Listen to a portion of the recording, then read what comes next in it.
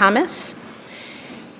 I will be arguing today that there are accumulation of the errors, and I'm just going to get right into what those errors were.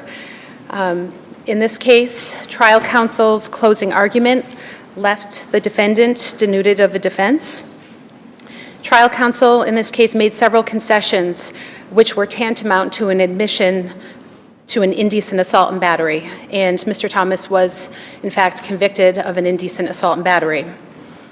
There were a number of statements at multiple points in the closing argument that where trial counsel conceded, and actually used the word conceded, I concede to you, ladies and gentlemen of the jury, that the defendant's conduct was inappropriate, unacceptable, certainly unwanted, possibly offensive. And I've cited those. Do you disagree with any of those contentions? In terms of whether you disagree that it was unwanted, inappropriate, what your client did? I think the issue is whether through the jury's eyes, how that argument would have played to the jury. This was the trial counsel's opportunity to give a summation and marshal the evidence in favor of his client. My understanding of the way that this case was presented to the jury is that the case for non-consensual contact was pretty strong, including a surveillance videotape that demonstrated the actual contact. And the theory of the case that you contend now is manifestly unreasonable was to roll the dice on an all-or-nothing strategy to eschew the possibility of a compromise verdict for simple assault and battery, and to focus on the element of indecency.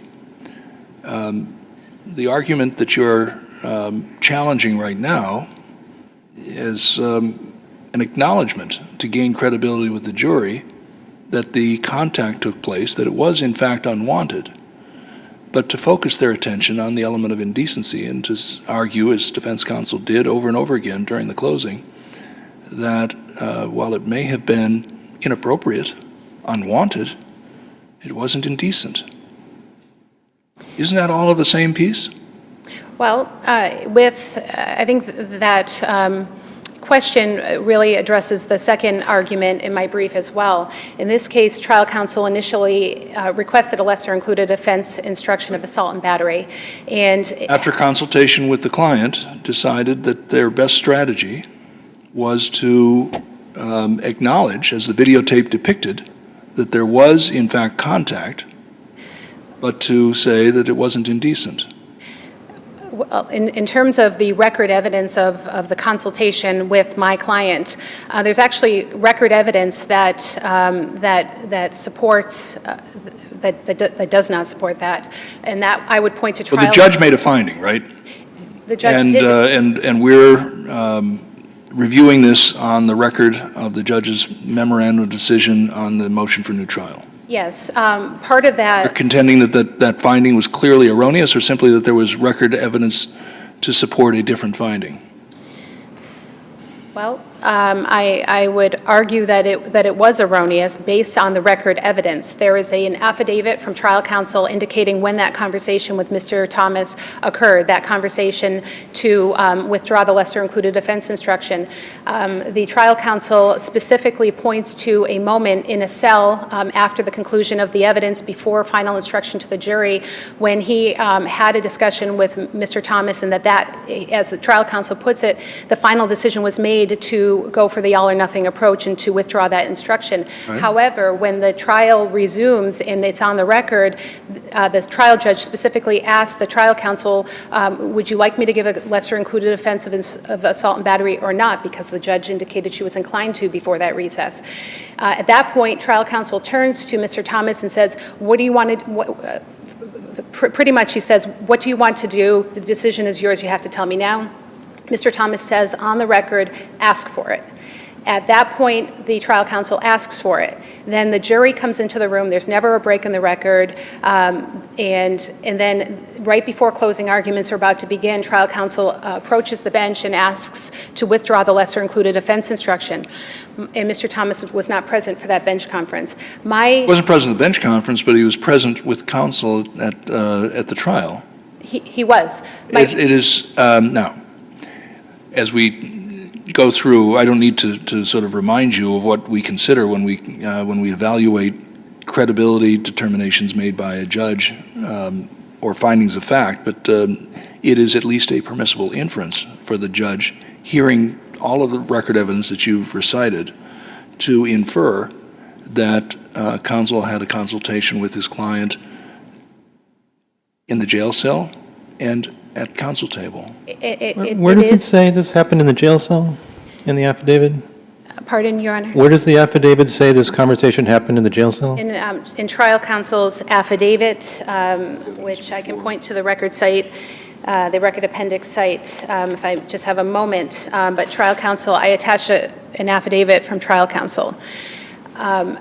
If I may, with respect to that, the bottom line is that you're launching an all-out assault on the trial judge's finding of fact that trial counsel averred. I see. Yeah. I see. Thank you. Trial counsel averred that he made this decision based on the instruction of his client, and you're faulting the trial judge for crediting that assertion and making a finding to that effect.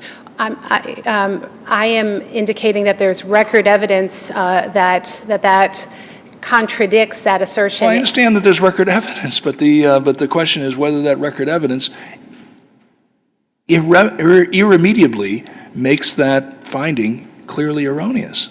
I am asserting that it was clearly erroneous because trial counsel does not state in the affidavit that that final decision was made at trial counsel in consultation or at counsel table during the trial. He said it was made in the cell. But the judge who heard the motion for new trial also presided over the trial, right? Yes.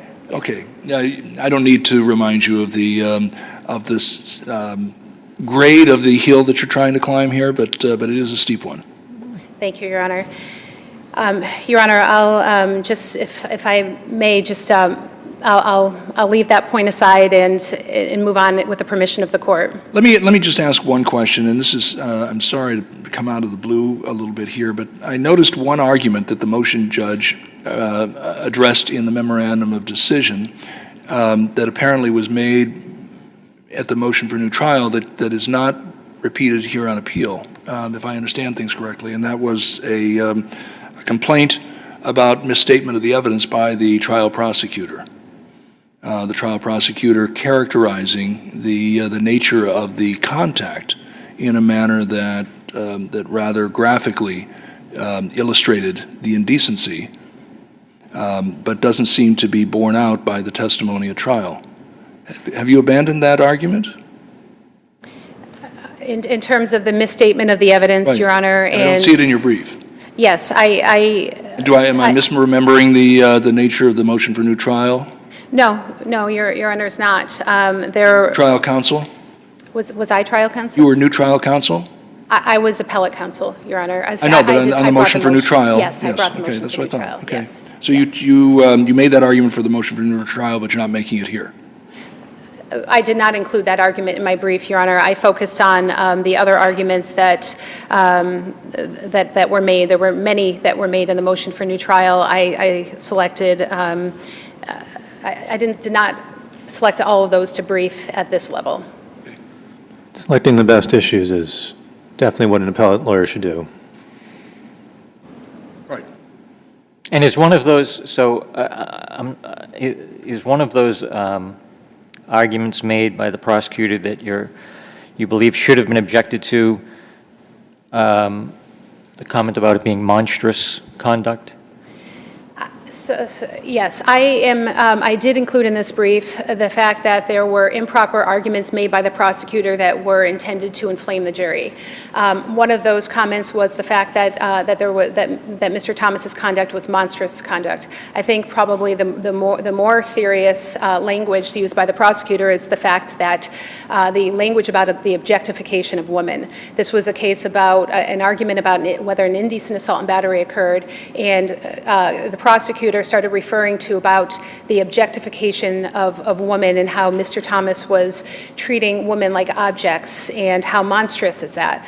My argument is that in this climate, this contemporaneous Me Too climate where there is a very large societal response to conduct that involves sexual or perceived sexual conduct toward women. But the nature of the interaction, not simply the contact that gave rise to the charge, but the defendant's behavior following the women down the street and the comments he made.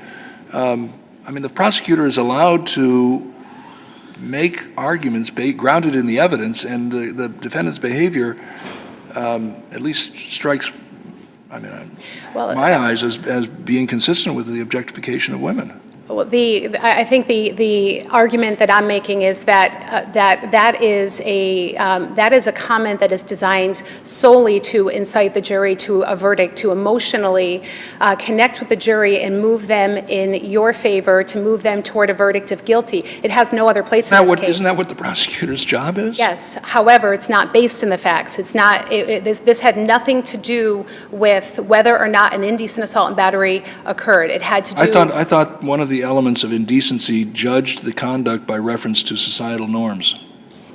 Yes, that is true, contemporary societal norms. But the, I guess, categorization of this or characterization of this as the objectification of If the women. evidence is consistent with objectification, and objectification is consistent with one of the elements that the prosecutor has to establish, I'm having difficulty seeing why that's not fair use of the evidence, marshaling toward the theory that the prosecutor is charged to develop.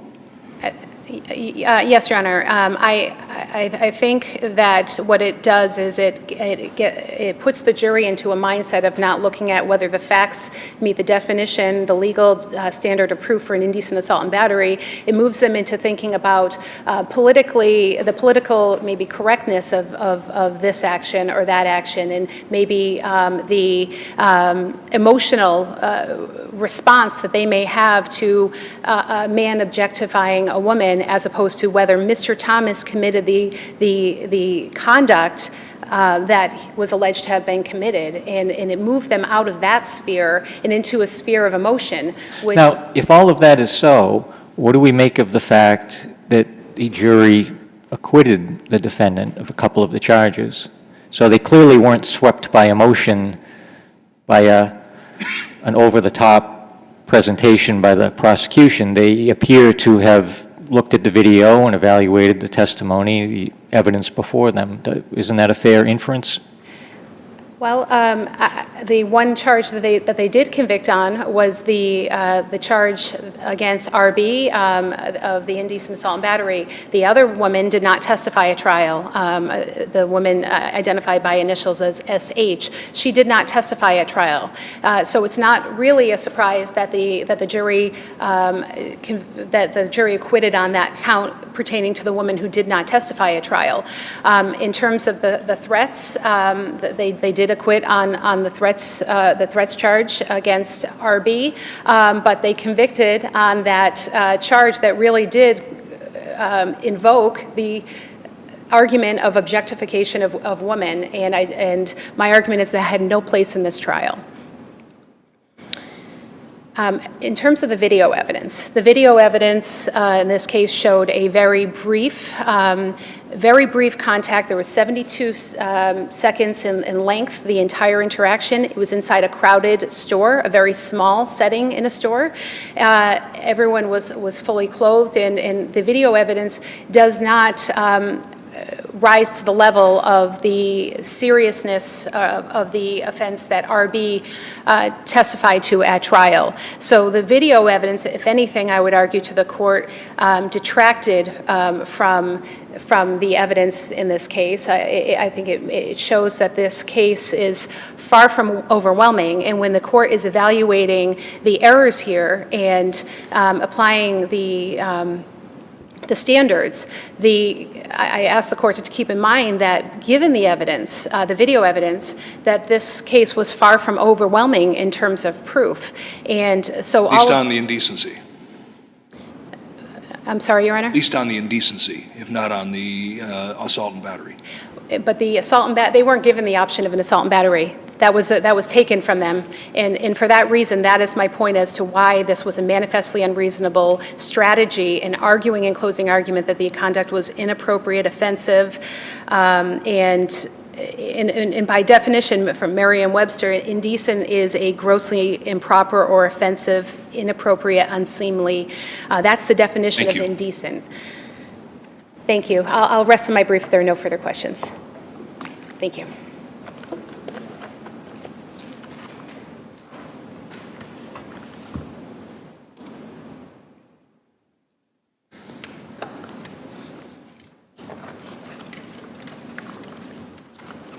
Good morning, Your Honors. Erin Knight on behalf of the Commonwealth, asking this court to affirm the defendant's conviction. I want to start with the overall concept here. The overall concept of this entire trial was the video caught the defendant's act so the jury could see it, and the defendant did not want to be convicted. And here, that is the trial strategy that was employed, the all-or-nothing strategy in the context of the evidence as it was given to this defendant, given to this defense attorney, and what they could actually do with that evidence. Within that strategy, I mean, you heard my questions of your sister a moment ago, but the word she closed with, observing the adjacency, if not similarity or identity of inappropriate with indecent. Why did that help? Why did acknowledging that the contact was inappropriate, improper, why did that help? I understand acknowledging what the video clearly showed Correct. was necessary in the context of this trial. But why was it necessary? Why was it appropriate? Why was it helpful to acknowledge or to assign the label inappropriate or improper? Because it was inappropriate and it was improper. Well, if you accept the Commonwealth's theory of the case, it was indecent. But Absolutely, Your Honor. If we're trying to ward off that conclusion, how does acknowledging that it's inappropriate help? Sure. So I want to start off with acknowledging the fact that it was conceded that the defendant did in fact make contact with Right, the women, yeah. and it is shown in the video. So Right. you have at least an assault and battery by concession. So when they focus The on whole theory yes. of the case. So when they focus we're going to take that off the table so the jury can't return the easy Correct. verdict, and we're going to ask for a not guilty. for an all-out acquittal, correct. Okay, let's go back to the question of how does it help in Sure. furtherance of that approach to acknowledge the contact, but then go on to the next step of acknowledging its inappropriateness? Because what the trial attorney was trying to do here, as Your Honor had said earlier, was he was trying to get credibility with the jury, right? The jury could see that this contact was happening. It was unwanted. It was clear it was unwanted from the behavior of RB, but also from the testimony at trial that it was unwanted. Non-consensual is an element of simple A and B, but not of indecent. Correct, but it also showed that the testimony that she could feel his groin area rub up against her. Okay, so the way to combat that would be to be like, yes, she didn't want this. Yes, it was inappropriate. He tried to marshal it to say that it was more of a dance club or a bar setting would be more appropriate for this type of behavior. He tried to characterize it as flirting. But what he was really doing was he was trying to state that while the touching was not disputed, the touching did not rise to the level of what would be considered indecent under the law. And by using terms of things of not appropriate and things like that, he was taking it into that realm of, yes, okay, this isn't exactly what should have happened, but it did, but it didn't reach to the level of the legal standard of indecency. And if I would just point back to the motion judge's decision here, who was also the trial judge, and went through this at length with them about the assault and battery, lesser included, and the indecency at trial and the strategy at trial. And in her decision, in the record pages 114 through 117, she talks about this in great length. And she said it wasn't unreasonable for him to try to persuade the jury that he was fooling around or joking with the women. It wasn't unreasonable for him to try to exhibit this as flirtatious rather than lewd behavior that these women are trying to characterize to the jury now was inappropriate or indecent. So by asserting that the nature of the defendant's behavior was in fact unwanted or inappropriate, that did not reach the level of indecent. And that's really what he was left with here. That video, her testimony, what happened is all before the jury, and in order to go for that all or nothing strategy, in order to downplay that conduct without discounting it completely, that's really what he had to do. He had to get that credibility with the jury, and really that was kind of the only way that he was able to. Otherwise, he would have been admitting to crimes that the defendant didn't want to have or didn't want convictions on. And I think that it is very troubling to me, Counselor, that, as you say, defense counsel has this very fact-based, sober argument about the elements, and the prosecutor responds with, I mean, I know we can do hyperbole, but it's pretty hyperbolic. Sure. Ultimate act of objectification, how monstrous. I mean, this is someone assaulting two women in a convenience store, very bad, but I wouldn't think rises to the level of monstrous. I mean, how do you justify that if you do? Sure, Your Honor. I respectfully disagree. I do think it is monstrous. And I do think that characterization, it was a notion. She was not calling the defendant a monster, but the objectification and using these women as his own gratification, certainly against their will, as she's here testifying to, is a monstrous notion. I think that, yes, the societal norms around Me Too and, that recognition and that understanding was coming more to light and is still coming more to light to this day, but I do think it is a monstrous notion that a man would be able to just come up and objectify these women by rubbing himself against them in a way that is, if anything, indecent, by rubbing his groin up against this woman who had nothing to do with him, didn't know him. There was no reason for this act in a convenience store while she's getting off work and trying to get some cigarettes to go home. This was a monstrous act, and I think that we all know that the prosecutor is allowed to marshal the evidence, to support the conviction in the way that it came out, and the way that it came out was R.B. did believe this to be objectification. It was unwanted, and quite frankly, it was monstrous that this just happened to her against her will, and it was indecent. And I think that where the prosecutor can use hyperbole, can use the evidence to marshal it in the way that the jury will understand the nature of the act, I think this was entirely appropriate here. What about the issue that the defense raised about the failure to object to evidence regarding the defendant not cooperating with the police? Sure, Your Honor. So I'd like to start with the fact that the silence, there was no invocation of silence, and I think both the motion judge and the record will spell out that he was being belligerent and uncooperative. He wasn't necessarily making any statements or gestures that would indicate that he refused to speak to police because of any charged conduct or any accused conduct, or he was failing to speak with police because he was invoking his right to silence. He was being belligerent. He was being uncooperative. He did eventually give his name and give his information to the police, but the way that the police characterize it, and this is borne out both through the testimony and in the motion judge's decision, is that he was just being uncooperative. He wasn't invoking his right to silence, and as the law in this Commonwealth states, for a police officer to know that that's what's happening, there has to be some invocation, and there was no invocation here. Well, Officer Sullivan says he was argumentative, which is the opposite of invoking your right to silence, but Officer Lebechev says he refused to talk to me, which sounds more silent. Sure, but you can go on to read that both.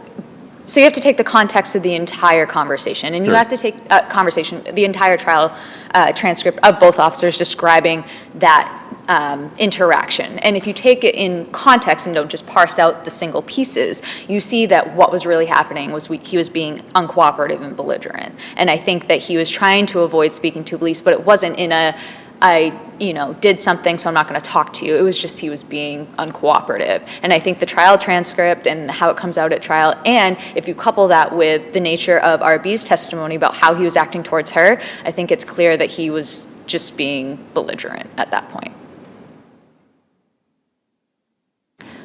So if the court has no further questions, I will rest on my brief. Seeing none, thank you both. Thank you.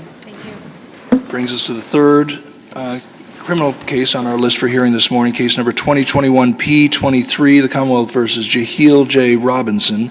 And just as a reminder, we will take a brief recess after the conclusion of the argument in this next case.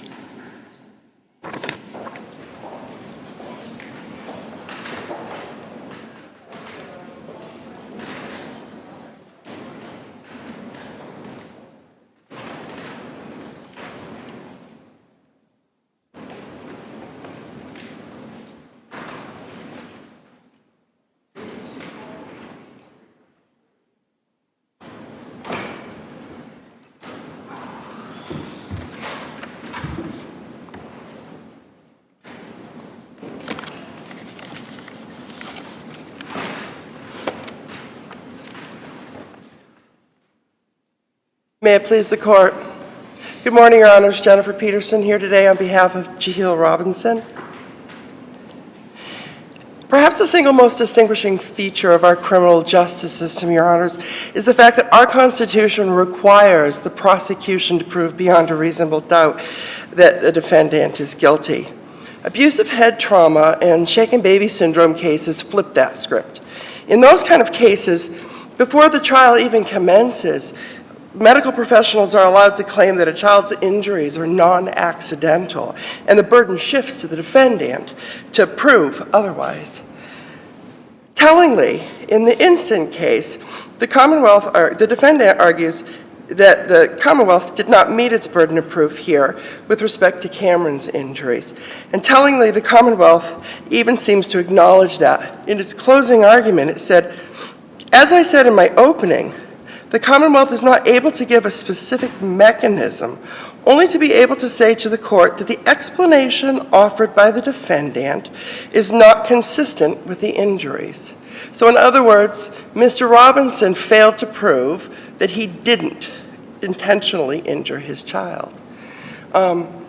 This case turns on the sole issue of whether or not these injuries were inflicted intentionally or accidentally. And Well, I mean, I understand the theory that you're trying to pursue of burden shifting, but this is really not that far different from any other case that turns on inferences and circumstantial evidence. But I would say it is different, Your Honor, in that the inferences are the inferences that arise from medical conclusions. Well, medical conclusions, but also the evidence that is and is not present. And it's fair game, without shifting a burden, to observe that there is no contrary evidence to contravene the inference that the prosecution is asking the jury to draw. But it's the Commonwealth's burden, I would suggest, Your Honor, to present that evidence. The defense has nothing to push back against. So here, the Commonwealth just says, well, there's a constellation of injuries here, and we've decided, the medical professionals, some medical professionals, not all medical professionals, the prosecution's medical professionals have decided that that cluster of injuries could not have happened accidentally, or probably couldn't have happened accidentally. They possibly could have happened accidentally. I think all but one of the experts said that it's possible that this happened accidentally. So, Yeah, but wouldn't your argument have more force if the defendant actually didn't put on a case? But here, the defendant put on a case, put on his own experts, yes, and we have as a classic battle of the experts, where you have the prosecution experts and the defense experts, and the jury apparently sided with the prosecution experts. well, it was a bench trial, Your Honor, respectfully. I'm sorry. But there is a battle of the experts here, and, you know, the old canard, if two things have been equally proven, then neither can be said to be proven, and that should go to the defense in that instance. A lot of this, what took place here is beyond the ability or realm of legal professionals. This is a lot of this, and this case was difficult, I'm sure, to read because there's a lot of medical information in it. Essentially, we rely on these medical professionals in order to make a determination of whether or not we can infer that it was accidental or intentional. And I would just say that the default should go to the presumption of innocence. That's the way our legal system is set up, for the presumption of innocence. And here, like I said, it flips the script. These cases have a presumption of guilt. Once the medical professionals indicate that they don't believe that these injuries came about accidentally, as the defendant said. Well, the defendant walks down the stairs with the child, and after that, the child is horrendously injured. And the doctors, all the Commonwealth doctors say there's no way this could have happened from a fall down the stairs. It's more like an 11-story building fall. And its abusive head trauma is the most likely explanation. So why isn't that enough evidence that your client did something terrible to the child? I would suggest because the medical evidence, the defense first put on opposite experts that said that Evaluation of the weight of those competing evidentiary presentations is for the trier of fact, not for us, right? That's true, Your Honor. However, with this, every single one of the, with the exception of one of the doctors who didn't seem, just to back up a bit, all four of the Commonwealth's expert doctors seem to misapprehend a lot of the details from which they drew that conclusion of that it couldn't have been an accident. They were unaware of how far the fall was. They were unaware of. Well, Dr. Wilson says 11-story building. There's no evidence that the child was dropped 11 stories. Dr. Mantago says it's like a television set falling on a child's eye. No evidence of that. Dr. Robson says inconsistent with a small fall. Maybe your view is that it was a slightly bigger than a small fall, but I got at least two experts that seem to have completely inconsistent with the defendant being in the basement. Those same experts, Dr. Bertocci said she agreed that a child can die from a fall of 3 feet or less. Dr. Wilson said that accidental head trauma could be the cause of both the injuries to Cameron's brain and the injuries to his retinas. And Dr. Robson said, you know, when asked if the injuries were consistent with the fall, she said it would depend on the height of the fall and the surface onto which the infant fell, adding that the level of injury of this case could have been caused by something other than acceleration, deceleration, and that she couldn't rule out a fall. The thing I keep coming back to, as I listen to each of your protests here, is that all of this is fair game for cross-examination of the experts and for argument to the trier of fact. The trier of fact, hearing the competing evidentiary presentations, performed the task that is quintessentially their prerogative, to weigh and assess and resolve inconsistencies and to come to a conclusion. If what you're arguing is that no rational trier of fact could have reached the conclusion that this trier of fact did, then I need to hear that. But so far, that has not been the direction of the arguments that you've made. Well, yes, Your Honor, I would argue that the trial judge erred in making the determination. No rational trier of fact. No rational trier of fact. Viewing the evidence, the light most favorable to the Commonwealth, and drawing all inferences in their favor under the Lattimore standard, could have resolved the conflicting strands in the evidence to conclude that this was intentional rather than accidental. Yes, I would argue that, and I would argue that because I do not believe that the Commonwealth presented sufficient evidence from which the judge could infer that. And this is clearly based on circumstantial evidence. The Commonwealth admitted it doesn't know how these injuries happened, which makes these cases particularly difficult. And so, I mean, the thing is, due process requires that the state disprove the defense. Disprove. And Mr. Robinson's defense was that it was an accident. The Commonwealth failed to disprove this defense of accident. The Commonwealth admitted it didn't prove anything. If the Commonwealth proves intent, that disproves accident. I would and, suggest... the question of whether the Commonwealth proved it or not is a question of whether it was rational to infer intent from the evidence that was presented. And I would suggest it doesn't, Your Honor. I mean, even putting aside all the differences between short falls and long falls, and, you know, who measured the distance, or was it even measured of the steps, and the kind of surface that it fell onto, even the experts agree, you know, Dr. E, I thought, you can clearly tell that there are injuries, but not whether the injury happened accidentally or intentionally, just that there was an injury. So it is left to the rest of it. And with no, it's not just that there was injury. You also can assess the nature and scale of the injury, right? Well, the scale of the injury, I don't think the scale of this particular injury, I mean, it's clearly a traumatic injury. It's clearly a life-altering injury. And we look to medical professionals who have experience in assessing injuries to draw some guidance on what could have caused the injury.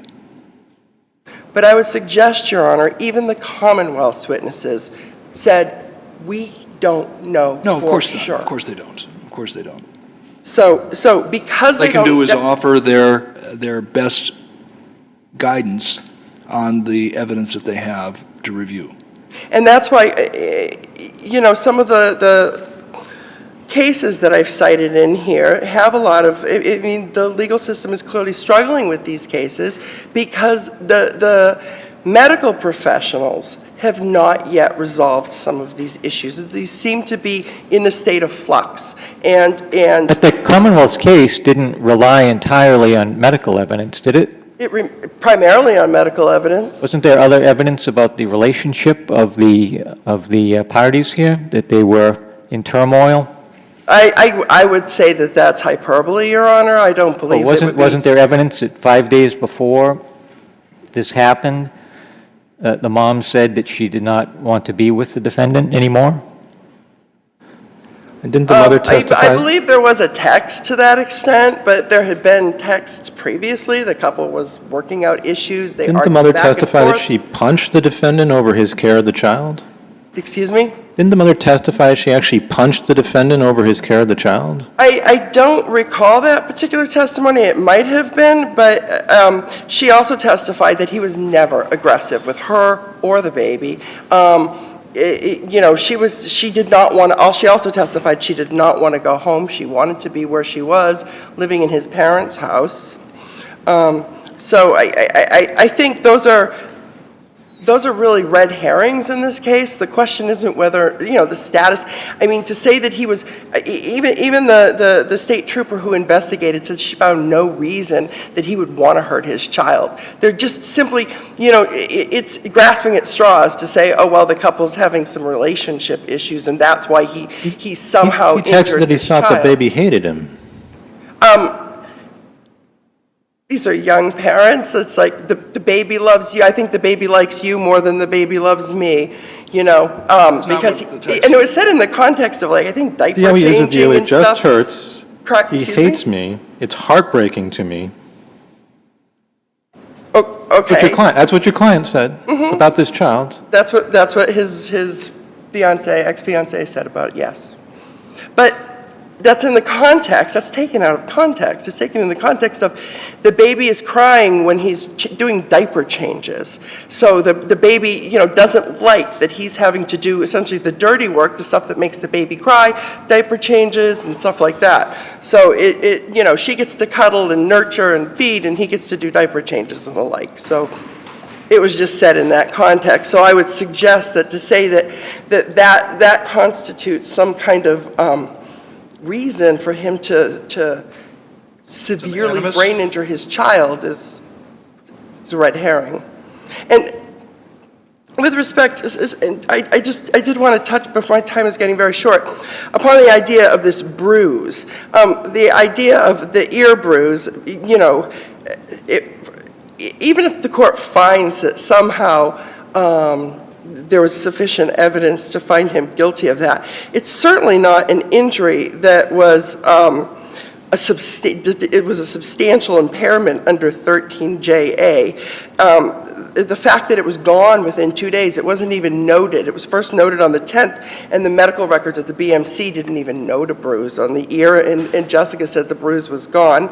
And the doctors, curiously, I mean, I've seen the picture, but the doctors only saw, one of the doctors that testified that this had to have been an intentional, it couldn't have been an iPhone, didn't hold a third of the pound iPhone, didn't see the bruise in person, only saw, we don't know the kind of quality of the printing.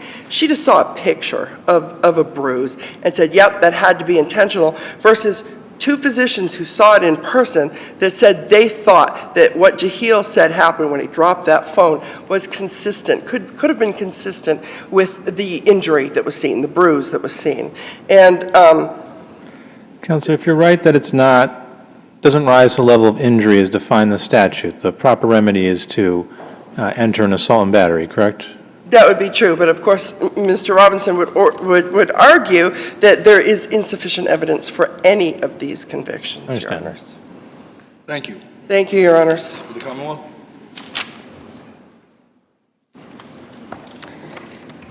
Good morning. May it please the Court. Laura McLaughlin for the Commonwealth. With me here today is the lead trial prosecutor, Assistant District Attorney Lisa Beatty.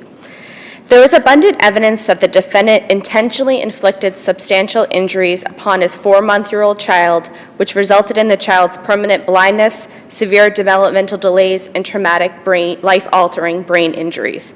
Contrary to the defendant's arguments, it was within the judge's exclusive providence as the sole trier of fact to reject the possibility of accidental injury and determine that the medical evidence and reasonable inferences put forth by the Commonwealth were sufficient to prove that the child's injuries were intentionally inflicted.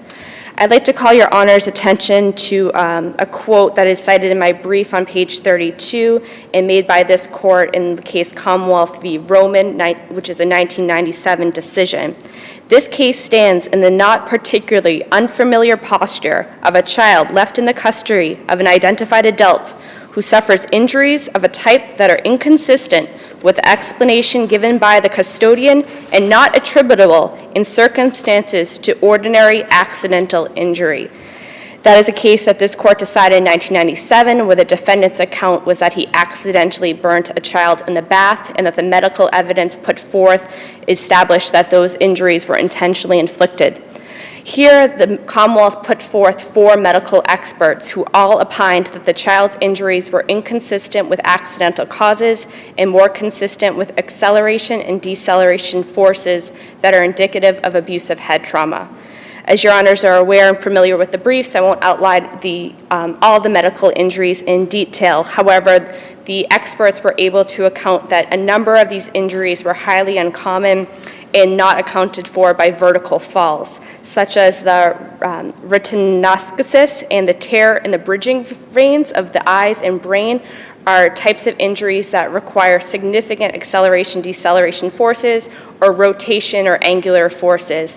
The doctors in these cases noted extensive, too numerous to count injuries within the retinas, as well as numerous non-contact subdermal hematomas in the child's brain. There was also neck and spine strain injuries that a reasonable inference would have been caused from a violent to and fro motion or a type of shake would have caused the strain on an undeveloped 4-month-old infant's neck. I would dispute with defense counsel's representation that the Commonwealth experts were unaware of all the circumstances. These experts knew all the facts of the case. They knew all the medical evidence. Their decisions were not quick judgments. As the medical experts testified, they are trained not to presume abuse, but rather to explore all alternative explanations or pre-existing medical conditions, with this child had none. Their decisions came after they considered all clinical data, including numerous CAT scans, MRI, skeleton studies that occurred over a period of months. In addition to these experts' opinions and medical testimony, these injuries all occurred at times when the defendant was alone with the child. They also occurred during a period of tension between the defendant and the child's mother. They were frequently arguing about the caretaking of the child. The defendant was insecure about his ability to care for the child and made statements that he believed that a 4-month-old infant hated him. And it also occurred, the traumatic brain injuries occurred at a time that the mother was making steps to distance herself from the relationship. Days prior, she told the defendant she no longer wanted to be in a relationship with him and was taking steps, including buying her own car, which the defendant had no involvement in and occurred hours before the traumatic brain injury, to further distance herself from the relationship and to gain some independence. Turning Your Honor's attention to the ear injury, all of the Commonwealth's experts, and it was undisputed that an injury to a 4-month-old child's ear was extremely unusual and highly concerning, as depicted in the image that was put forth as an exhibit to the trial judge and included in the Commonwealth supplemental appendix. This bruise, the photograph was taken on the day of the injury. It was not a small bruise, as the defendant references in his brief. It is a large, deep purple bruise that extends from the inner ear to the outer ear. Just looking at it, a reasonable person would not expect a fumbled cell phone to cause such a significant and serious injury to a child's ear. Looking at the statute of what a bodily injury would require,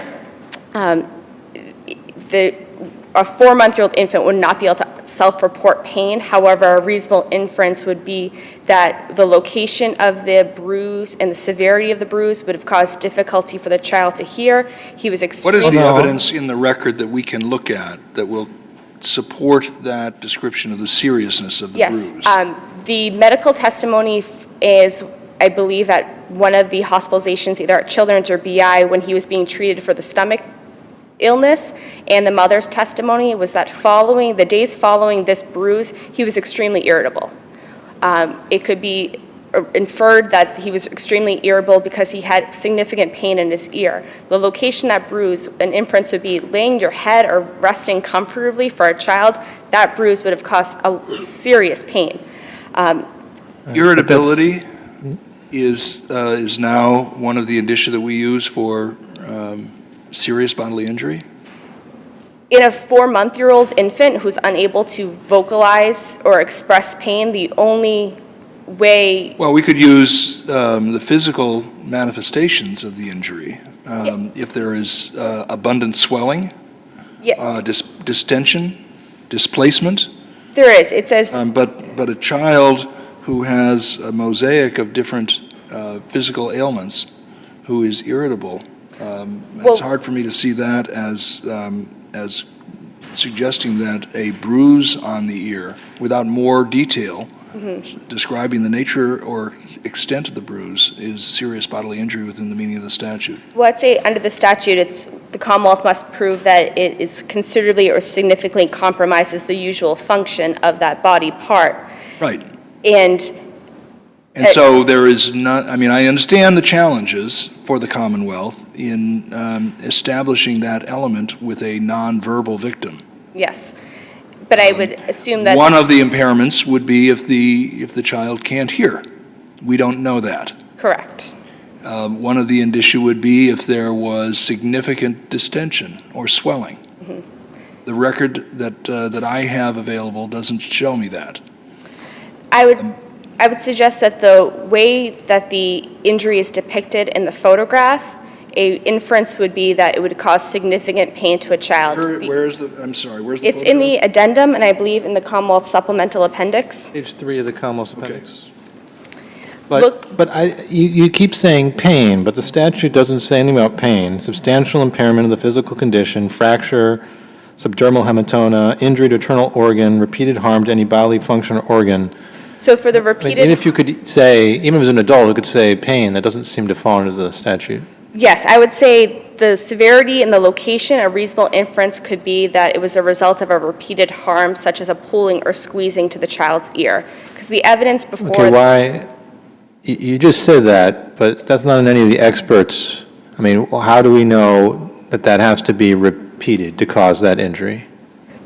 Because the inference get that was repeated. given, that it was an accidental dropped cell phone. The Commonwealth had experts that looked at the biomechanics of the cell phone I and know, different fall. I know and the found- cell phone didn't do We're it. moving away from cause Yes, to severity. yes. But you're saying it had to be repeated, and I don't see anything that tells me that it would take multiple pullings to cause that injury. Correct. It could be one act that caused. It could be one impact.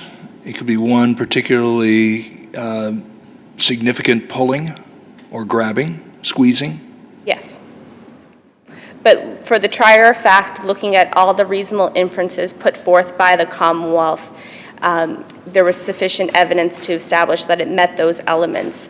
And the As Commonwealth. to cause, yes, I'm still trying to get at the serious bodily injury element. I would, An impairment of the ability to use the ear for its intended purpose, or to impair the ordinary function of the child.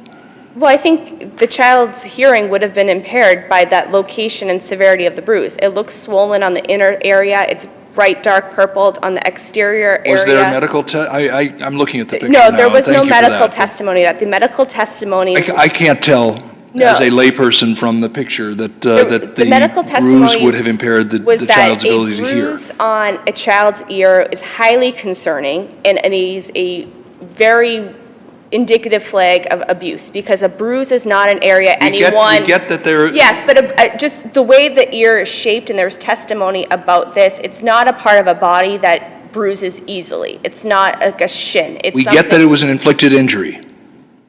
But the Question severe- is whether it impaired the child's ability to use the ear or otherwise impaired the child's ability to function. And I think the reasonable inference has to be made that it was. The child was extremely irritable following this injury.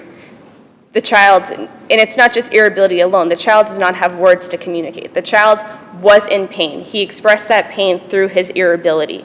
An inference to be made is that that location, if a child's laying down, that would have caused additional substantial pain by trying to rest your head comfortably as an infant would be doing. Was there any connection between the episode of vomiting that followed this injury? They are all close in time.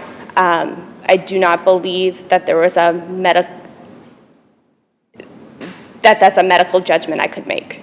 I mean, in the evidence, was there any connection in the evidence connecting the injury They to were all the ear clo- to the severe vomiting that followed? There was no medical opinion that linked them, but they all occurred at the same time, close in time.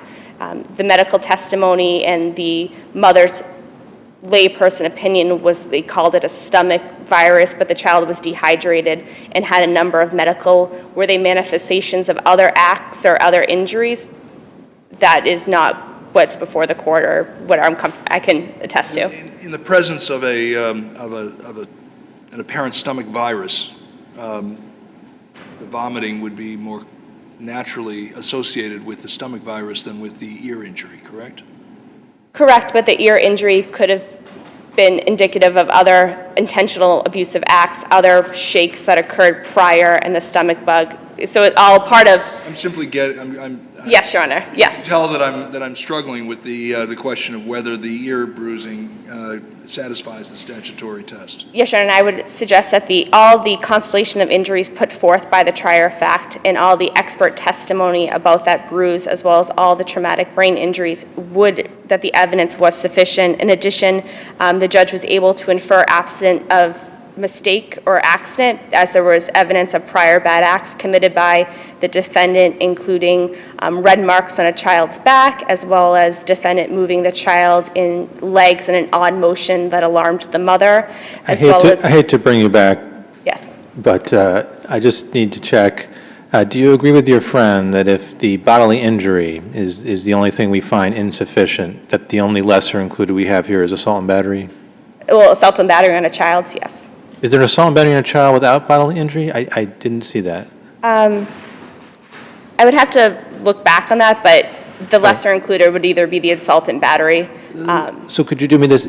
If you find a lesser included that is other than assault and battery, Yes. please let us know. Yes, Your Honor, thank you. And the ear is the only thing? What about, we heard about traumatic brain injury. Yes. Why wouldn't that suffice? It did. I thought he was Separate convicted of element, separate two charge. counts, and found not guilty for one. And unless your court has any other questions, I'd rest on my brief and respectfully ask you to affirm the defendant's convictions, as the judge was permitted to discredit the defendant's account of accidental injury and find that all the injuries inflicted upon the child were intentionally made. Thank you, Your Honors. Thank you. We will be in recess. We will resume at 11 o'clock. All rise.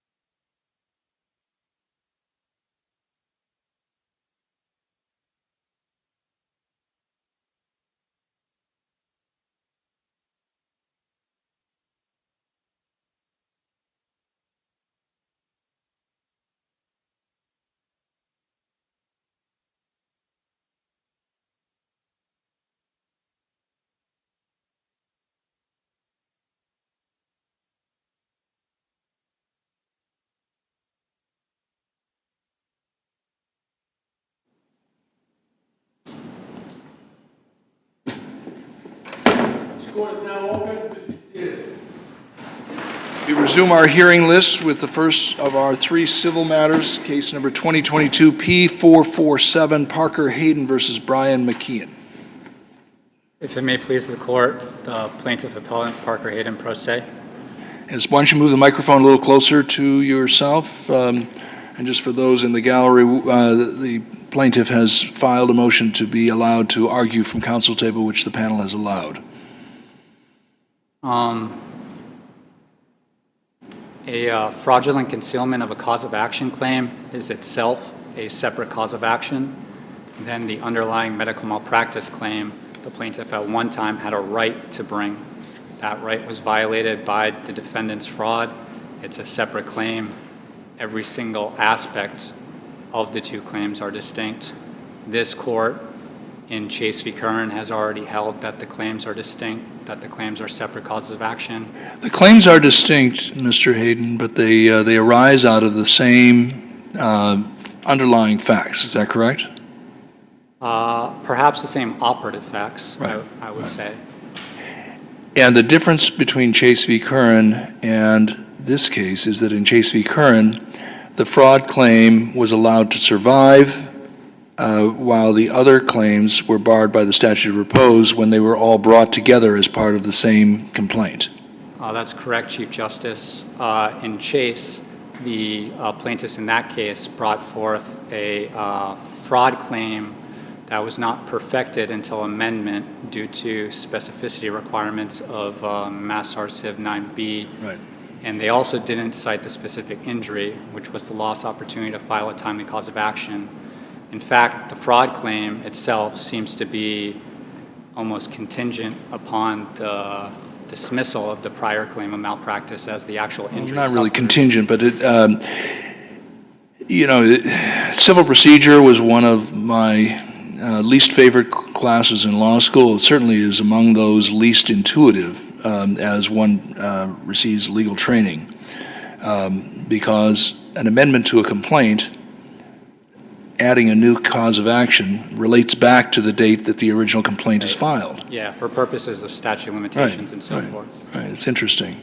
In this case, had your fraud claim been brought as part of the original complaint, the other causes, the other claims would have been barred by the statute of repose, but your fraud claim would have survived.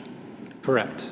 What makes your circumstances today a challenge for you is that it could have been brought as part of that complaint, but was not, and therefore the dismissal of the prior complaint serves as a preclusion of all other claims that could have been brought originally. Well, that's the defendant's argument, Chief Well, it's Justice. also the law.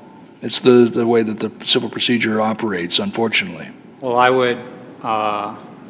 I would cite the cases that I've cited in my appellant's brief, that specifically Landrigan v. City of Warwick, where even though a plaintiff could have potentially tried both actions against the defendant at once, he was not required to do so because it's a separate cause of action, and it's not simply enough that a plaintiff could have brought the claim.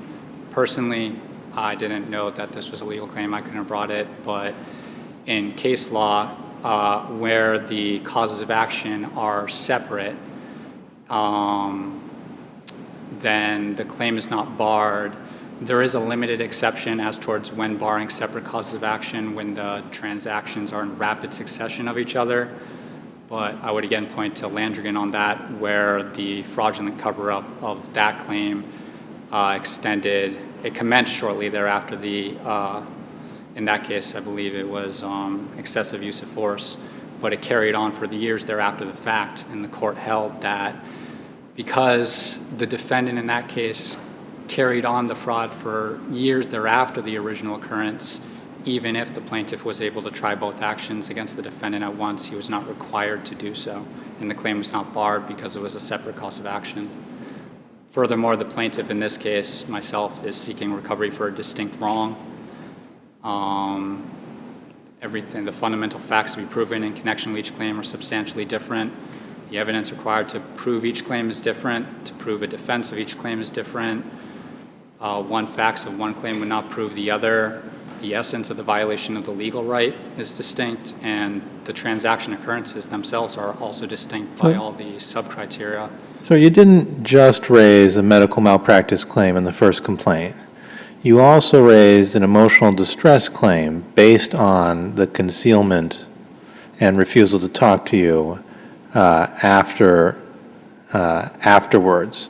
Why isn't that the same operative facts and the same wrong as what you're raising now? It would be the same operative facts. It would not be the same wrong. The concealment was used also as a dual purpose for a different regard, even though it didn't toll a repose statute. But the distinction between why this claim is distinct, even though the operative fact was for the fraud that was alleged in the malpractice for different regards, is that the plaintiff in this case is not seeking damages for personal injury, that the plaintiff in this case is seeking economic loss for the lost opportunity to file a timely cause of action, and that because the injury itself is distinct, it's not considered a recasting or a relitigation of the medical malpractice It's a distinct basis for recovery and a distinct legal theory, and therefore can support a distinct claim, but it still arises out of the same operative facts.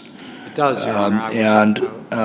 And it's those claims that must be brought together, all claims that could be brought arising out of the same operative facts, or else be barred by the disposition of those claims that are brought in the original action.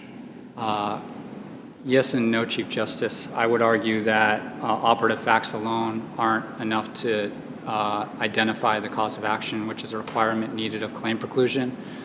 And simply because the claim could have potentially brought is not enough when the identity of cause of action is not met.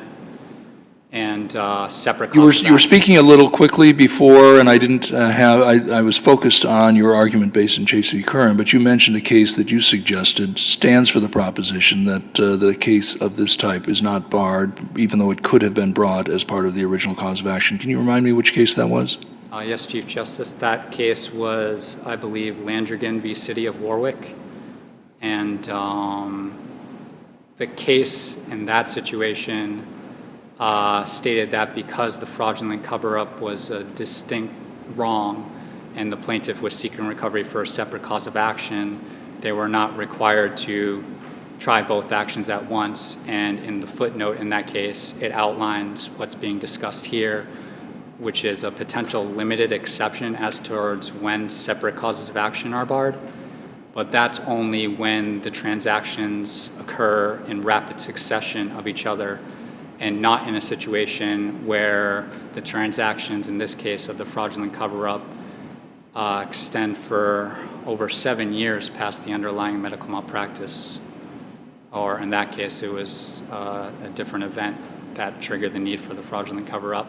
I would also cite, I believe, Bradford v. Richards, which stands for the proposition that even though a plaintiff could have brought the claim, they were not required to do so, where the fundamental facts to be proven in connection with each claim were substantially different.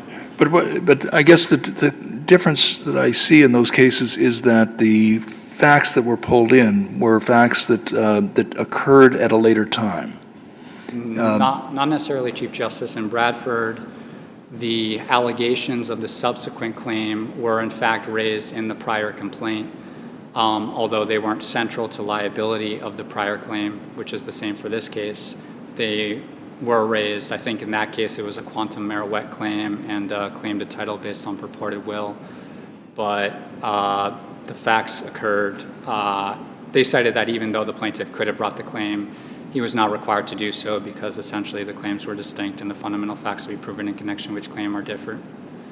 I would also like to note that the transaction occurrences themselves are distinct. I didn't file a reply brief. I don't think it was necessary because I believe the defendant's argument in this regard is inconsequential, but the sub-criteria of the transaction occurrences, every aspect of that demonstrates that the transaction occurrences are separate.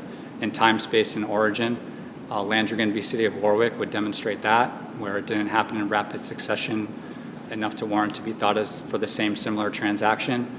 And motivation, it's not actually in the motivation of the plaintiff in seeking monetary damages in civil litigation, but it's rather the motivation of the defendant in the individual wrongs. And it can't be said that the motivation of the malpractice was to conceal the malpractice so as to escape liability.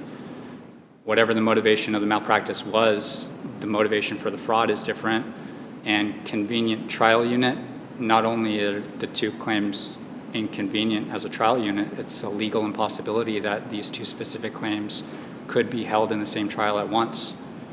Not that the transactional occurrence test matters too much, because where the plaintiff is seeking recovery for a distinct wrong, as is the case here, the defrauding of a patient of a timely cause of action, Massachusetts courts have held that it's a separate cause of action, even if both claims arose out of similar transactions. Is there a particular reason, and forgive me if you said this, but I just want to be clear on this. Is there a particular reason that you did not bring this claim back in 2019 when you brought the medical malpractice claim? Can you articulate what that reason would be? Yes, Your Honor. In my situation, I raised allegations of fraud because I raised everything that I thought happened against me, but I didn't specifically label a count of fraud because I was unaware that legally it was a claim that a fraudulent concealment of a cause of action against a doctor for breaching their fiduciary duty to disclose is a separate cause of action that can be pursued. I wasn't aware that this legal claim existed in law, so I didn't raise it because I didn't know that it was a claim. It's singularly embedded in Chase v. Curran, and it might have only been even discussed in the entire United States in Chase v. Curran. So I just didn't know that such a legal claim existed. Had I have known, of course, I would have labeled a count. In fact, that's the only difference that Chase did that I didn't do, is they labeled a count for their fraudulent allegations where I didn't. My underlying malpractice case was more in line with Jocelyn v. Chang, where the fraudulent allegations may have been raised as towards potential trying to toll the repose statute, even though the statute of repose doesn't toll by way of fraudulent concealment. But that's the reason why, Your Honor. I'd like to also state that the identity of the cause of action is not met, and thus the claim is not barred. That's a requirement needed by claim preclusion, and the essence of the violation of the legal rights are distinct. The violation of the legal right for the malpractice claim was the right to adequate medical care rendered, and the essence of the violation of the legal right for the fraud claim was the plaintiff had a right to bring forth a timely cause of action in malpractice, but could not due to the defendant's fraudulent concealment, failure to disclose, intentional misrepresentations. I'd also like to note that the injuries themselves are distinct, that this court in Chase v. Curran, former Chief Justice Raposa outlines the entire case, actually, the distinctions between the two claims, that they are in fact separate causes of action. And because they're separate causes of action, the fraud claim is not barred by claim preclusion by the underlying malpractice claim the plaintiff at one time had a right to bring. I see my time is winding down, so unless there are any further questions of the court, the appellant rests on his brief.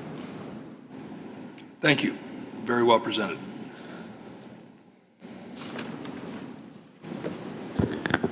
Good afternoon. Tory Wiegand on behalf of Dr. McKeown. There was no error by the trial court in determining that the complaint was to be dismissed due to claim preclusion. Three points this afternoon, some of which you've already touched upon. Number one, the fraud and concealment claims, which comprised the complaint that was dismissed, arose out of the same transaction as the underlying initial claim.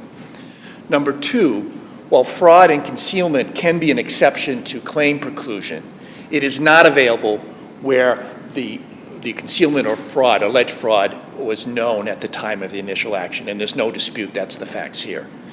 And number three, the reliance upon Chase versus Kern is unavailing, as that case did not involve analysis of claim preclusion. It analyzed a claim of concealment and whether or not it fell within the medical malpractice tribunal statute and the statute of repose, very different considerations than what's presented here. I would submit that I believe this is a straightforward application of the principles behind claim preclusion. The only element in dispute, according to the briefing of the appellant, is the identity of the cause of action.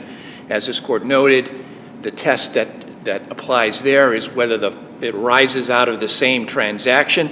It's a pragmatic examination. You don't look at labels or theories. You look at the facts of the two claims, and you examine whether they're related in time, space, origin, and motivation, whether the two cases form a convenient trial unit, and whether treating them as a single unit conforms to the parties' expectations. And when you look at those three criteria, it's inescapable that claim preclusion applies.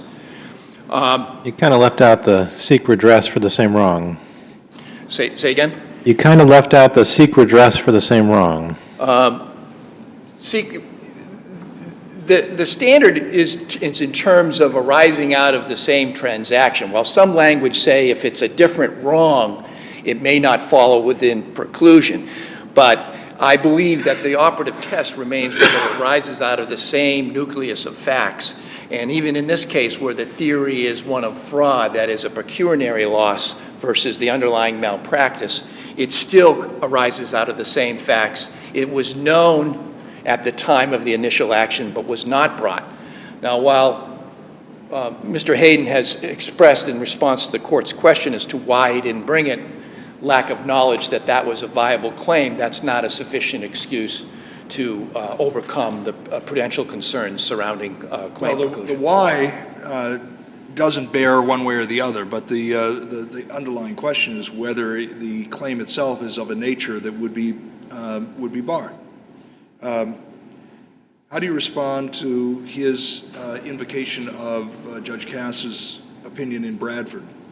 Well, I understood Bradford, I'd have to look at it, is that those facts were not known at the time of the initial action. And here, again, he was aware. It's not the way I read Bradford. I read Bradford to say that the facts themselves, I mean, that was a factor. But there also was a view that the facts did not overlap that much with what would have to be tried on the other related claims. Well, here I would say that there is substantial overlap. Let's start with the basics. Fraud that you allegedly concealed this patella tilt portion of the knee surgery. You concealed that by not disclosing it in the operative report, telling me in post-operative visits, and so forth. The operative facts are still the relationship, doctor-patient relationship. It still involves the surgery. It still involves the post-operative treatment care. The theory that it's pecuniary loss versus personal injury doesn't get you far, because in order to collect on the fraud case, you would have to eventually show that there was inadequate medical care or you wouldn't have any damages. So I don't think it's a sufficient distinction to take it out of the prudential concerns that predominate claim preclusion. He certainly had the ability to bring the claim, and as far as expectations of the parties, treating two actions as one unit and whether it conforms to the parties' expectations certainly met here, where it was known that he had the claim. All the facts that underline this concealment claim were known, and in fact, as Judge Ditkoff mentioned, he in fact in the first action alleges concealment and lack of disclosure. So the clear expectations of the parties would be that all claims would be brought. Not only alleged it and displayed knowledge, but it bore on one of the other claims that was in that complaint, namely the emotional distress. True, but the underlying fundamental fact of a non-disclosure was a known and aware, and again, we're back to not appreciating that there's a potential concealment theory is just not something that excuses a party from claim preclusion. The Chase versus Kern case decided by this court again did not address claim preclusion. It was a medical malpractice case that during the course of discovery, the claimant learned of additional malpractice that was not disclosed in the medical record and added 2 more defendants, both on a negligence theory and a fraudulent concealment theory. And as you know, the negligence claim was dismissed for statute of limitations, but the fraudulent concealment was allowed to proceed. This court found that was a viable claim because it didn't fall within the terms of the medical malpractice tribunal statute or the statute of repose. And again, as this court pointed out, not only do you have that distinction, but you have the fact that it was in fact brought in the initial action. So you didn't have a claim preclusion problem in a query whether if it had been brought as a separate action, it would have been barred by claim preclusion. And again, I mentioned in my brief, the restatement of judgments has a section on fraud exception to claim preclusion. It's on section 26, comment J. This court, in a handful of decisions, has examined that provision. The Gloucester Marine case, the Miller decision, O'Connell versus White, and Massaro, all mentioned in my brief. And while it's a viable exception, that is concealment, misrepresentation, or fraud, it is not available where the party is aware of those underlying facts at the time of the initial action. Well, that's the reason for the exception. True. But I don't believe that, and the bottom line is that this is, the concealment allegations all arise out of the same nucleus of facts, and there was an obligation to bring it as part of the initial action. It wasn't, and therefore claim preclusion applies. And unless there's any other questions, I would otherwise rely on my brief. Seeing none, thank you both. Thank you. The next 2 cases on our list are both impounded matters, and as counsel present their arguments, I will remind them to refrain from reference to any of the names, refer to the individuals involved in the case by their status in the case, mother, father, child, grandmother, etc. The first of the 2 cases is case number 2022 P1100. This case involves a petition for guardianship. Good morning, Your Honors. My name is Jean Kaiser, and I'm here on behalf of the appellant mother who is here in the courtroom with me today.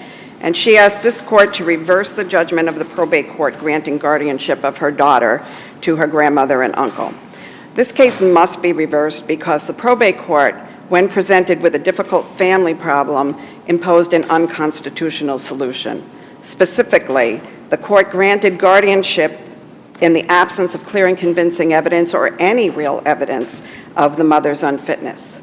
It's extremely well established that the guardian's burden is not to show that the parent has some flaws or that the parent has made some decisions that the guardian disagrees with, or the trial court just disagrees with for that matter, or that they're superior caretakers for the child. They must show that the mother's deficits are so bad as to put the child of risk of serious harm. And you can scour this record and scour the child's brief and not find any evidence or allegation of serious harm to this child. So this court needs to be clear that when a child resists going home after she's been with another person for a while, guardianship is not a problem-solving device for that problem. Rather, there needs to be evidence of serious harm that would be inflicted by the parent, and if the allegation is psychological harm, then there needs to be expert testimony to support that allegation. And each of the cases that the trial judge relied on as support actually either implicitly or explicitly makes that point. In each of those cases, there was some form of expert testimony. It's not clear to me. I understand the point you're making at some level, Attorney Kaiser, but it's not clear to me that they turn so much on the nature of the evidentiary presentation as the source of the emotional injury. Because in each of those cases cited by the trial judge, the source of the child's estrangement from the parent had a foundation in what we would ordinarily and traditionally consider indicia of unfitness or a finding of unfitness.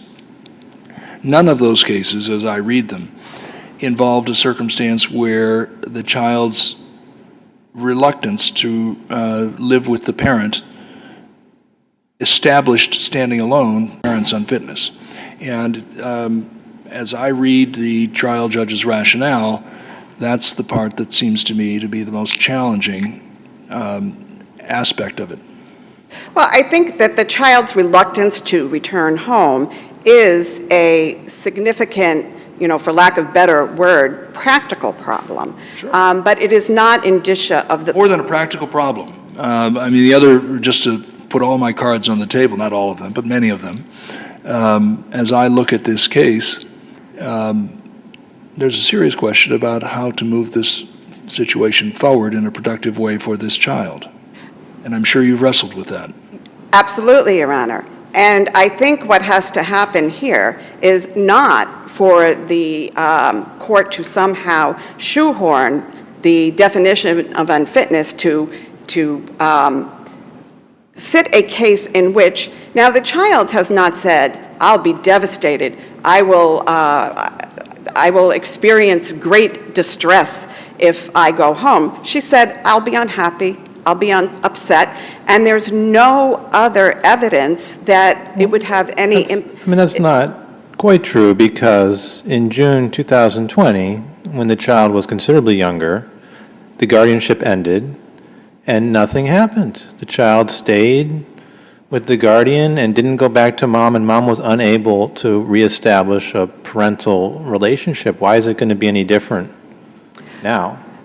Well, Your Honor, I think that what happened there is where this case took an extremely wrong turn, and that is the trial court had found that the mother was not unfit, had provided a transition plan for the child to return home, and the child said, well, I don't want to return home, and the guardian said, you don't have to. And they went back in to the trial judge, and the trial judge said, okay, you don't have to.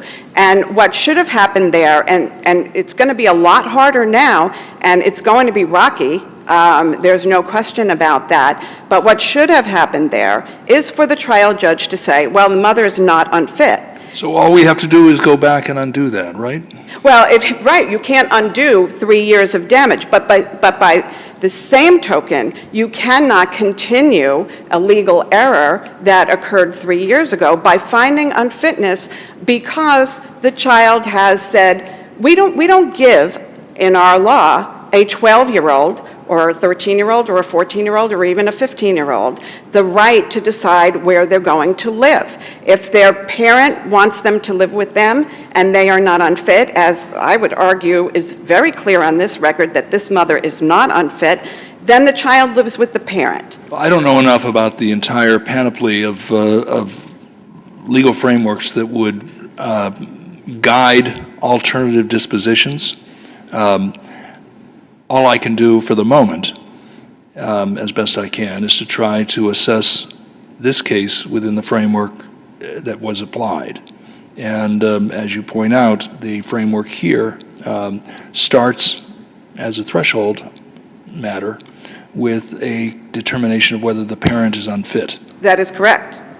And again, I would say that there was not clear and convincing evidence. And again, this is the petitioner's burden. Let me put my cards on the table, as long as we're putting cards on the table. The judge had to figure out, regardless of all the missteps that happened earlier, the judge had to figure out on May 17th, 2022, whether the mother was unfit at that point. And one way of looking at that is, what would happen if you end the guardianship?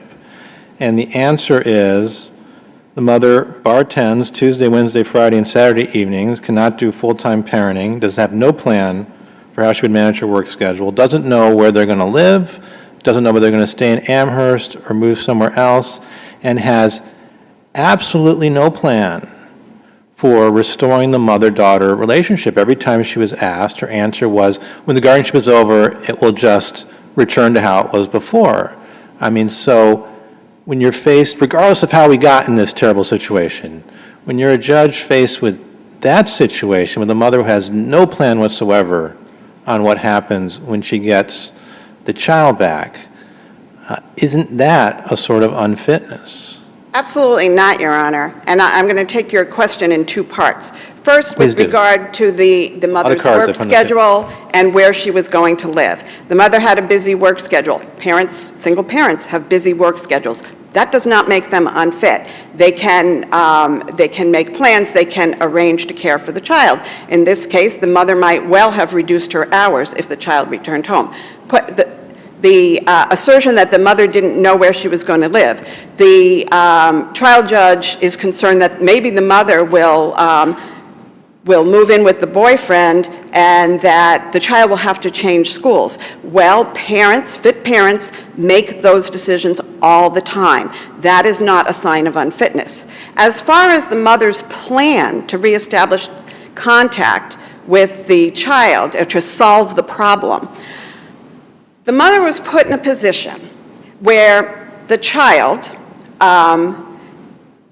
basically refused to have contact with her most of the time.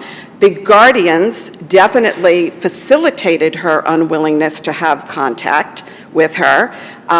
Really, the only time the mother got to see the child was in these family situations where she was with other people or in therapy, where by the therapist's report, the child just really didn't talk. And so therefore, it was entirely reasonable for the mother to believe that the only way to repair this relationship is for the child to be back with her, because then they could start to rebuild it. You know, the trial court thinks, well, they can rebuild the relationship if the child stays in guardianship. That's just doing the same thing over and over again. That hasn't worked. And so expecting the mother to somehow repair this relationship with so little contact with the child seems not just wrong, but unfair to the mother.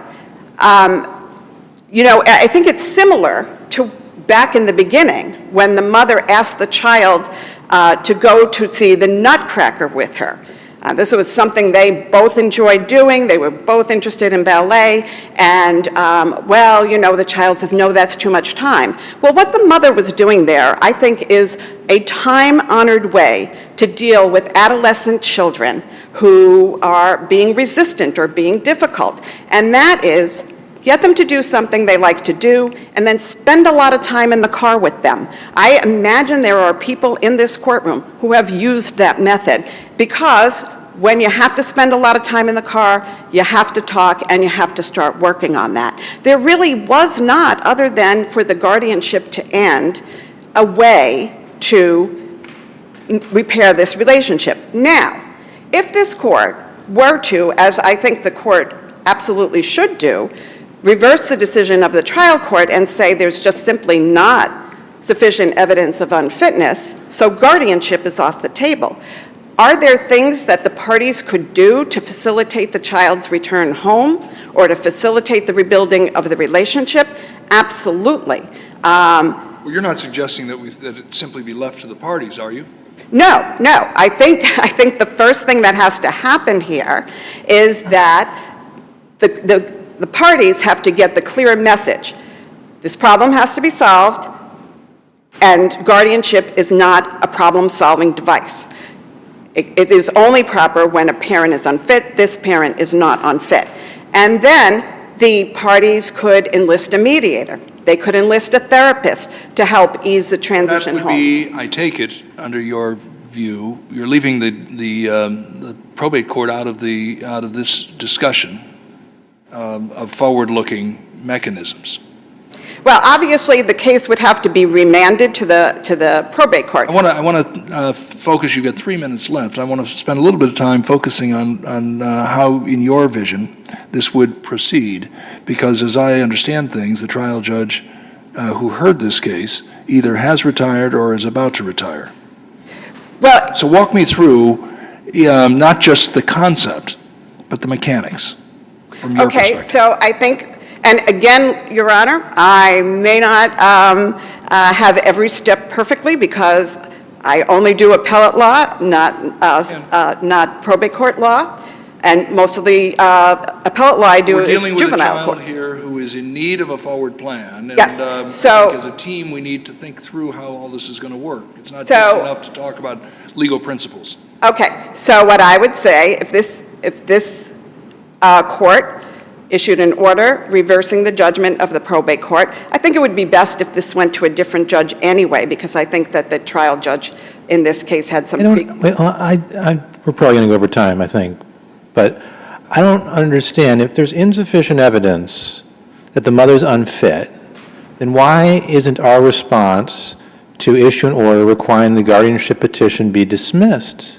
And that's the end of it. I don't understand what we'd be remanding for if we accept your main argument. Yeah, I think I misspoke when I said remand. I think that it should go back with an order that the guardianship be dismissed, and then the probate court has to do that, and then at that point, there could be help enlisted, or not. Help from who? Yeah. If the case is dismissed, I No think longer the in court. court's out of it. Well, that's right, and then I think it will be the parties that will have to work it out. But I think that the problem here is... I'm not saying that's the answer, but if that's what it seems to me. So if there's a different answer, I need to know what it is. I'm not trying to say, like, I think this is what it is. But that's what it would appear to me. I'm sorry, Your Honor, I'm not quite sure He's which saying answer is you're it- saying. I'm not trying to dissuade you from telling me some way in which the court could still be involved, but I don't see Where it. it's not immediately obvious. And what Judge Ditkoff is doing is similar to what I'm doing, which is struggling with, it's one thing to declare that this guardianship was improperly imposed, but that doesn't tell us what happens next in any Well- way that promises productive action.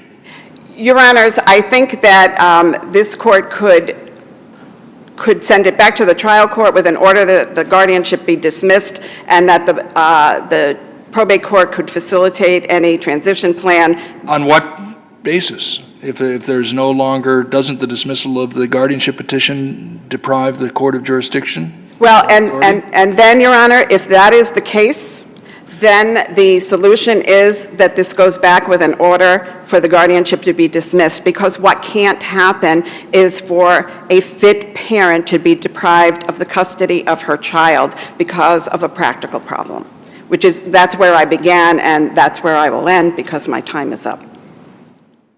I thought the statute said if you deny guardianship, the judge can still make some orders. I can't remember what it says about those, but I thought there was something like that. Well, and Your Honor, you may well be right about that, and because when the guardianship was initially dismissed back in 2020, the court did make some orders. It made orders that the mother get a psychological exam. Guardianship wasn't dismissed, it was It simply wasn't denied. dismissed, that's correct. It The was matter continued. remained It was open, and continued. maybe that, Right. that posture is what you're asking us to restore. That is feasible. What I'm definitely asking you to do is to make it clear that there was insufficient evidence here that the mother was unfit, and so therefore granting permanent guardianship to the guardians was improper. Do you have any further questions? Okay, thank you.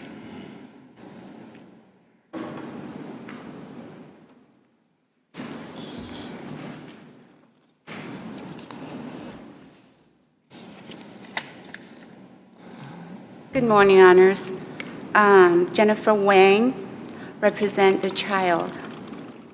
I ask the court to affirm the lower court's decision and to allow the child to remain in her current home with maternal grandmother, where she has spent more than half of her entire life now. Attorney Wang, let me just establish, for starters, the foundation that we're, or the platform that we're operating on.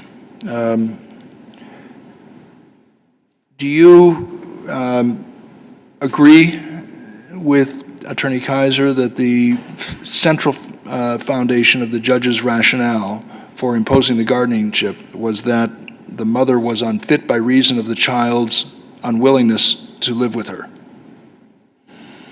I think that's one of the reasons. What are the other bases that would establish the mother's unfitness? I disagree. That's the sole reason to establish a mother's unfitness.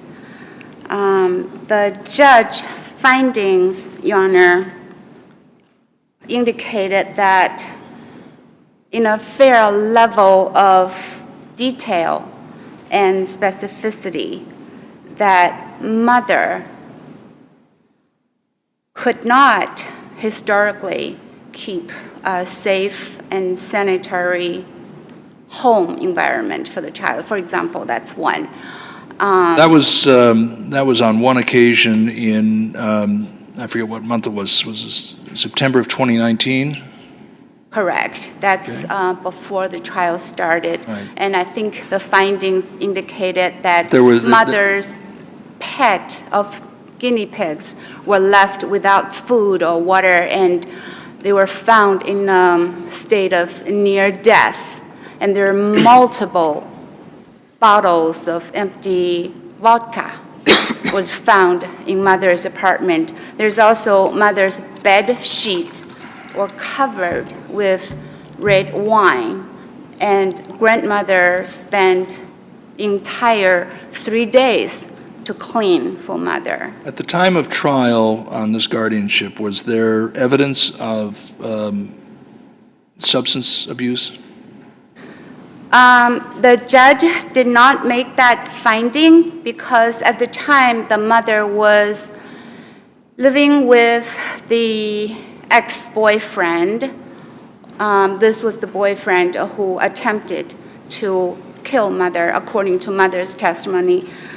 So the judge could not determine whether the alcohol use was due to mother or the boyfriend. But either way, there is alcohol found in the apartment. And there is also, if I may, continue that thread. The judge also established that there is a pattern of instability in regarding mother's parenting. For example, mother's employment history.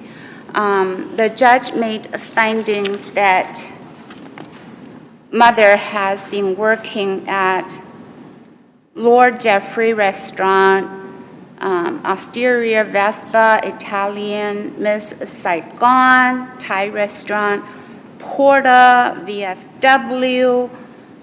There is church, food pantry, Chambers of Commerce, Sally Beauty, Boys and Girls Club, and she has taught dance, waited tables, she worked at art gallery, she worked at a bartender. This is evidence of unfitness? It's just on and on. Yeah, this is mother's Because she's, employment. but she has maintained in a very volatile hospitality industry through a global pandemic, continuous employment at 40 to 50 hours a week.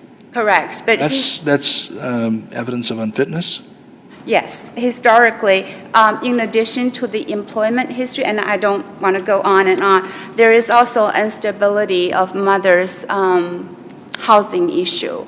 So the transcript and also the judge's finding established that mother has been bouncing from apartment to apartment and place to place. She was evicted from Section 8 housing, and then she moved from Amity to Lincoln Avenue, from Lincoln to Grandmother's Avenue, from grandmother's house to I mean, we see Truman. quite a number of cases involving petitions by the Department of Children and Families to terminate parental rights based on parental unfitness. And in those cases where the standard is essentially the same, the nature of the unfitness involves far more egregious shortcomings than what you've just inventoried here. Yes, Your Honor. I think the critical inquiry is whether, although I am acutely aware of the significance of parental rights, although it's a guardianship, a mother could still do therapeutic work with the child and her rights were not terminated. But as child counsel, I'm also cognizant of the enormous responsibility tasked on me to make sure that the child's concerns are validated and her voice is heard and her wishes is weighed by the court. Let me ask you this, Yes. just to get back to this question of unfitness, because it's not quite clear to me. Can a court consider the mother's failure to take steps to bond with the child as a measure of unfitness? And the reason I ask that is this. The judge seemed to go into some great detail about living arrangements and so forth, that for the first 4 years of this child's life, mom worked 80 hours a week, which left the grandmother to be the most significant caregiver, feeding the child, clothing, bathing, transporting to school, and so forth. It was only then that they moved out of the house, the grandmother's house, for a period of years, and mom moves in with 2 male housemates who upset the child. It was not a good arrangement. At one point, she went on vacation during the pandemic without the child, went off with her boyfriend and his children. Child didn't want to go, and she just left the child. So there seems to be at some points, a lack of an effort by mom to make a bond with this child. If that is so, are those valid considerations as far as the question of fitness goes? Absolutely, Your Honor. I think Your Honor raised a very good point that, so there's the lower court judge default position was to, if you recall, at the early stage of this case, the judge ended the guardianship and give custody back to the mother. And what transpired after that was very telling. So mother, instead of spending time with the child, she decided to go on vacation with the boyfriend and left the child behind in Massachusetts. And 3 weeks later, when mother back, the child doesn't want to go to mother's place. And mother called the Amherst Police Department. The police showed up at maternal grandmother's house to take the child. And no child should have to live in that kind of conflict and chaos. So the default position of the judge didn't work. And she considered a range of reasonable alternatives, trying to see whether it can give. I'm not sure I quite followed that. So we have a child, there's no guardianship, she's in the legal custody of her mother, Right. and her mother wants to take her to a place or a house. Why does the child have any say in that? Right, exactly. So the child should have some say to that. The child refused to go to mother's house following June 2020 after the guardianship is returned to mother. And it doesn't take a lot of imagination to predict that if this happened again when the judge, hypothetically speaking, if the judge returned the custody back to mother, mother will have custody, and the child refused to go, then police will call. Right, but if a 12-year-old refuses to go home with their parents, what do you think should happen? Right, so I understand the sentiment of mother that teenager going through emotional phase, turmoil in their life, and sometimes it's not unusual for teenagers to engage in rebellion, and sometimes they might even use the preference option to escape discipline, but that's not the case here. I was combing through the record. There is no evidence to suggest that this child had any behavior issues. Our focus is not on the child's motivation. Our focus is on the mother's unfitness. Yes. Yes, I would like to focus on mother's unfitness, if I may. At the time of trial, mother continued to struggle with her emotionally troubled past. And the transcript that mother testified herself, it's on transcript page 360. Question: you refer to your mother by her first name? Mother. That is correct. Question: is that right? Why do you do that? Mother.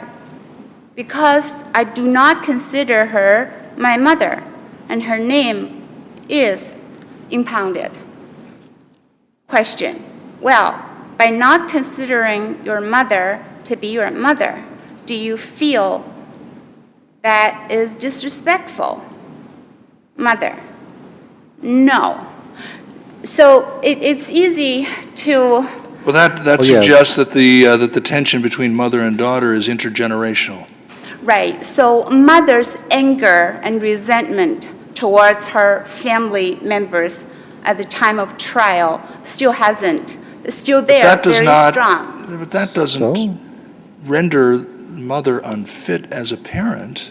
It hurts the child in a way that sentiment, that anger, and that resentment would perpetuate the fragmentation of the family. And if I can share with the court from the child's perspective of what's going on, why she is reluctant to go home. This case reminds me of a famous Chinese saying called 杀鸡下猴. It literally means to kill a chicken in front of a monkey, and the monkey would be terrified. Now, in the context of parenting, when children witness domestic abuse or domestic violence, they don't have to be the target or the victims to suffer harm. And the child clearly told the judge in chambers, clearly saying that she was hurt. She described to the judge that one time, mother was, at a parenting time, mother was throwing F-bombs towards the grandmother, the type of language that I can't really repeat in court. And then mother just walked away, and the child said that she was hurt. So when children witness, I'm sorry, my time is winding down. I just asked, I believe there is clear and convincing evidence that mother was unfit, and asked the court to affirm the lower court decision. If there's no other questions, I would rest on my brief. Thank you. Thank you. Brings us to the sixth and final case on our list this morning, case number 2022 P588. This is another impounded matter, and again, following the protocol in the previous case, refrain from references to any names, refer to the individuals as by reference to their status in the case. I understand that on the appellee side of this case, the attorneys will be dividing their time equally, 7.5 minutes apiece.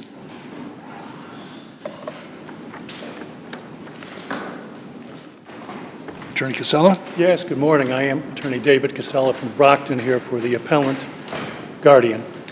My first argument, Judge, is that guardian contends that visitation between the minor child and the guardian should have been ordered, and that the court abused its discretion in not doing so.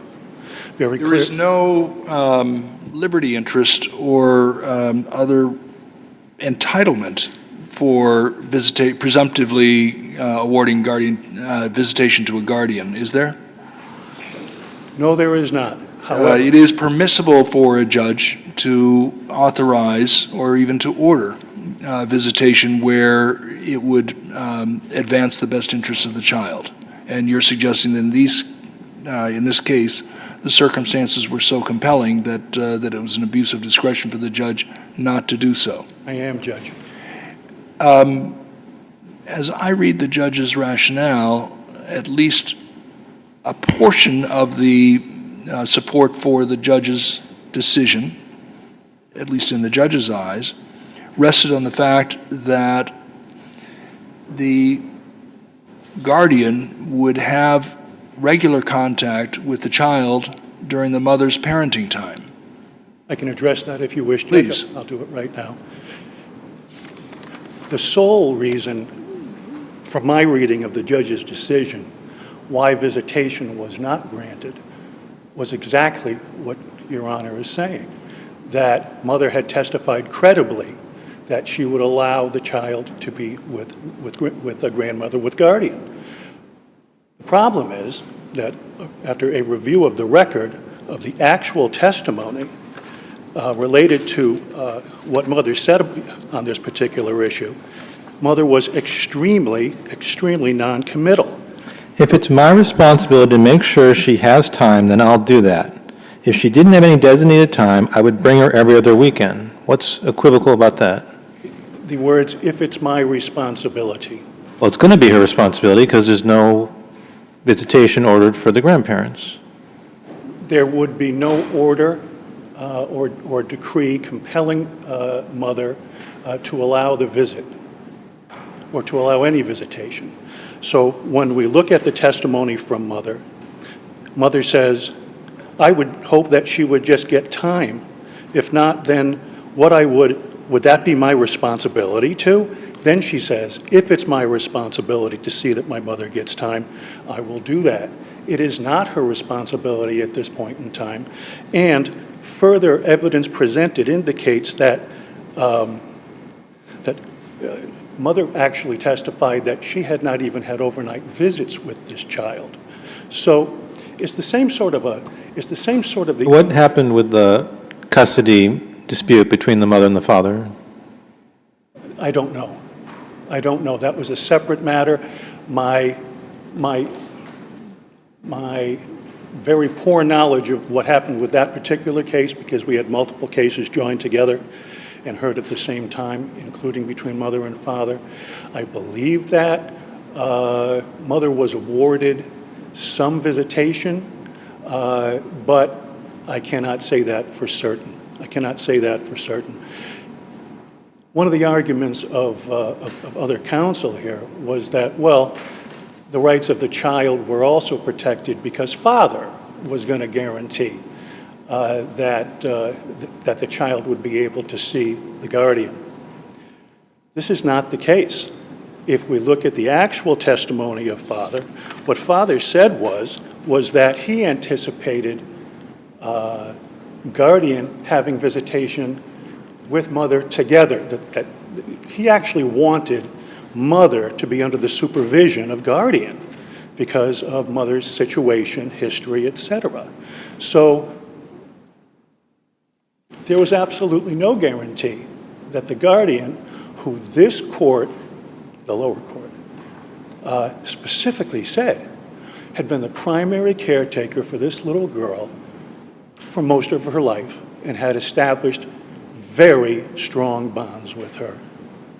This is the essence of the case on this issue, is extraordinarily strong ties between guardian and child. Extraordinary. Did everything for that kid. Lived with, took total care of her. And any indication that, or any representation that the other grandparents were equally as involved was not supported by the record. The judge found that substantial relationships existed between both grandparents here, of course, but that it was my client who essentially raised that kid. So, again, a close reading of the testimony is precisely what I have said, and that is the judge indicated that the only reason why she wasn't ordering it is because Mother had testified credibly. Mother did not testify credibly. Mother said if it was her responsibility to do it. Well, right now, Mother has no responsibility to do it, and that's my point. That's my point. I'd like to now talk about Guardian's contention that there should have been a guardian ad litem appointed on this case, if I may. The court denied Guardian's request September 19th, 2019, to appoint a guardian ad litem. We contend that the denial was an abuse of discretion. We contend that it was an abuse of discretion because in looking at the facts that I set forth in my brief,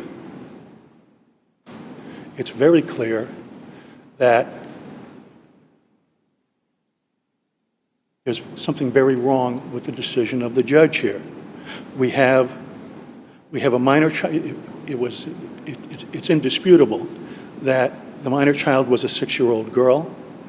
And again, this is all at the motion hearing, and from which we must judge the lower court's decision. This is what was presented to the judge at that particular time. Mother was concerned and supported the appointment of a guardian because of her concern for sexualized behavior on the part of the child. The guardian informed the court that the child was talking about dead people and exposing her breasts and talking about hurting herself and hurting others, and that the child had returned home from a visit with the paternal grandparents and father, reporting disturbing information about viewing a television program showing a naked man. Our standard of review for assessment of the propriety of the judge's decision is abuse of discretion on this, right? It's an abuse of discretion analysis. And the purpose of a guardian ad litem in a proceeding of this sort, whether to have engage a third-party investigator of any kind, is an optional discretionary determination by the trial judge in the first instance, right? Subject to a review by this court. Right, Yes, of Judge. course. The purpose of having a guardian ad litem or an independent investigator or a special master is what? It is to investigate and report to the court. Certain guardian ad litems, of course, specialize in. I understand, but I mean, things.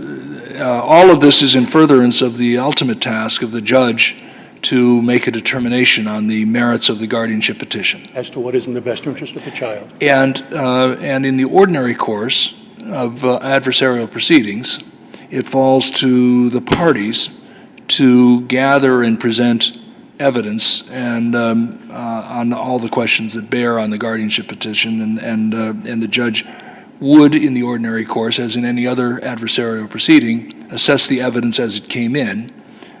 In a proceeding of this sort, courts often take advantage of the independent investigator to augment the presentation by the parties. Is that the goal? When you say independent investigator, do you mean the probation officer, Judge? Is that who you're referring to? Whether it's a special master, whether it's a probation officer, whether it's a guardian ad litem. Yes. I mean, I'm looking at a functional approach Yes. to what it is that this entire exercise was all about. Yes. Okay. And so the goal here was to get someone other than the parties to gather evidence from an independent perspective and present it to the judge so that the judge could, at the end of the trial, conduct an adequate assessment of the circumstances bearing on the guardianship petition? I think that the goal here would be to appoint the most qualified person, if possible, to conduct such an Well, I investigation. mean, certainly you want someone who's qualified if you're going to get into Which the in my exercise opinion- at all. Which in my opinion doesn't matter. In this case, as Your Honor knows, the probation office was tasked with this particular investigation. The probation officer was also prevented by the judge by a subsequent clarification order from even speaking to the child, even though so much of the original information underlying the request for the guardian ad litem pertained to experiences unique to the child, what she was saying. So in this particular situation, we have the probation officer not being allowed to talk to the child, and he wanted to. By the judge. I'm sorry? By the judge. Yes. Yeah. So that, I mean, that is separate and apart from the appointment of the probation officer in the first instance, right? I saw it as that after the request for a GAL was denied, that the court then tasked the probation.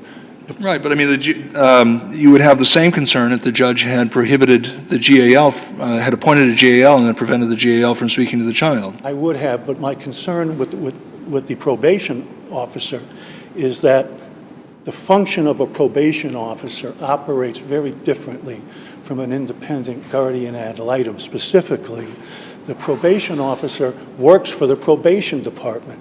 The actions that are taken by a probation officer must be and are under the direct supervision of his supervisor. So there are also budgetary constraints as to what a probation officer... That's certainly true in the main, but within the narrow confines of this appointment, the guardian ad litem or a probation officer or a special master each would be tasked with the same directives underwritten by the judge, who, of course, in the trial setting, is the ultimate authority on how to gather and regulate the process toward making a final decision. This is correct. However, a guardian ad litem, in my experience, and I believe in actuality, is a much more powerful type of an investigator, because the guardian ad litem doesn't have to ask anybody to go back into court and report to the judge earlier saying, I need this, I need that, I want to talk to this child, here's why. There are new developments occurring, here's what's happening. I need to dig here, I need to dig there. In reality, probation departments are not as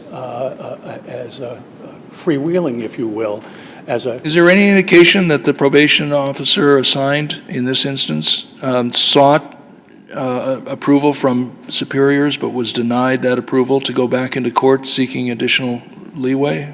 I have no information of that nature. Let me ask you a practical question. Certainly. This probation officer wrote up a 30-page comprehensive report. This information was all before the judge. There's testimony. The ultimate recommendation was no change in the guardianship status, right? Yes, so, that's correct. all very favorable to the guardian's position. So what would a guardian ad litem bring to the table that hasn't already been brought to the table by the probation officer? Well, first of all, it's my memory here that the judge admitted the probation report in full, but for and struck the recommendations of the probation officer.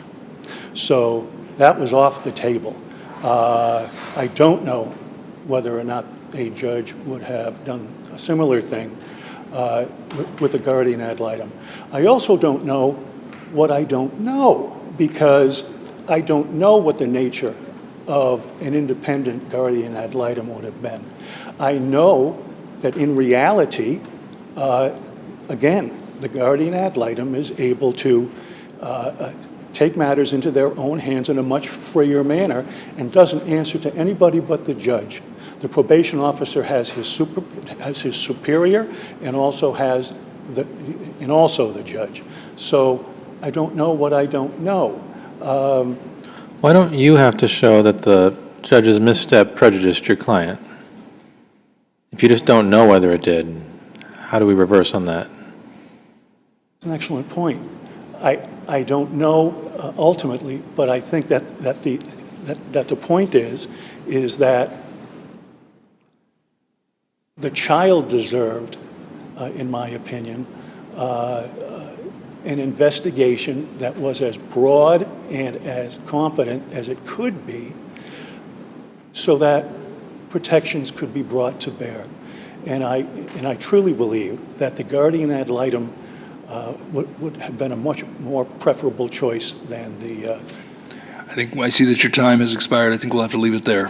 Thank you, Judge. Thank you.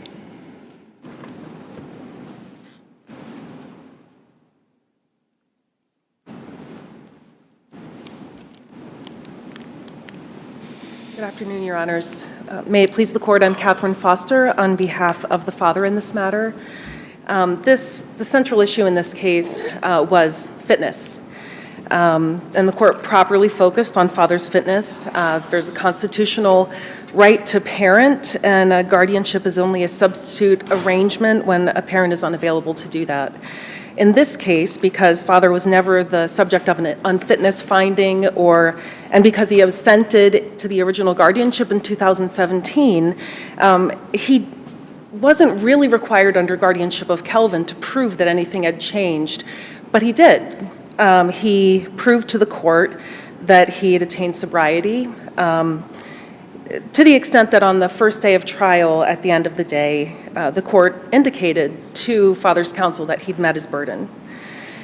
He supported his fitness with credible testimony about his sobriety, about his decision to pursue sobriety, the programs he participated in, what he learned, that when he experienced cravings, he sought professional help and received a referral to Clean Slate. This testimony was further corroborated by hair follicle and urine screens from Clean Slate that confirmed that father was drug-free from the date February 2019 that he claimed as his sober date. His testimony was further corroborated by testimony and notes of a visitation supervisor who witnessed 20 hours of interactions between he and his daughter, by the testimony and, as Your Honor noted, the lengthy report of a probation officer who, although he did ultimately recommend that the guardianship stay in place, also found father's report to be fairly forthright and accurate, and never noted him to be impaired in any way. After finding father unfit, it was the guardian's burden to prove that father was unfit and that it was in the best interests of the child to remain in her care. Unfortunately, the guardianship suffered from a credibility problem that began at the beginning of the case when on June 25th, 2019, the guardian represented that the child reported basically the opposite of what the child had reported in a DCF report to the court, leading the court to make an order for supervised visitation for father.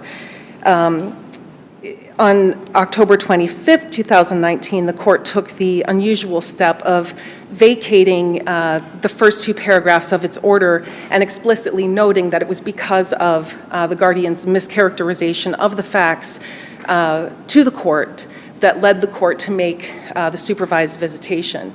Unfortunately, the guardian continues to push that same mischaracterization throughout trial, even until the reply brief, even though throughout the case, the court noted that it was a complete distortion. Guardian didn't provide any additional evidence to support that alternative narrative of the case. And it was within the court's discretion to not believe the guardian's version and to instead credit father's testimony and the testimony of the visitation supervisor and the probation officer. Counselor, do you know what happened with the mother-father custody dispute? There is,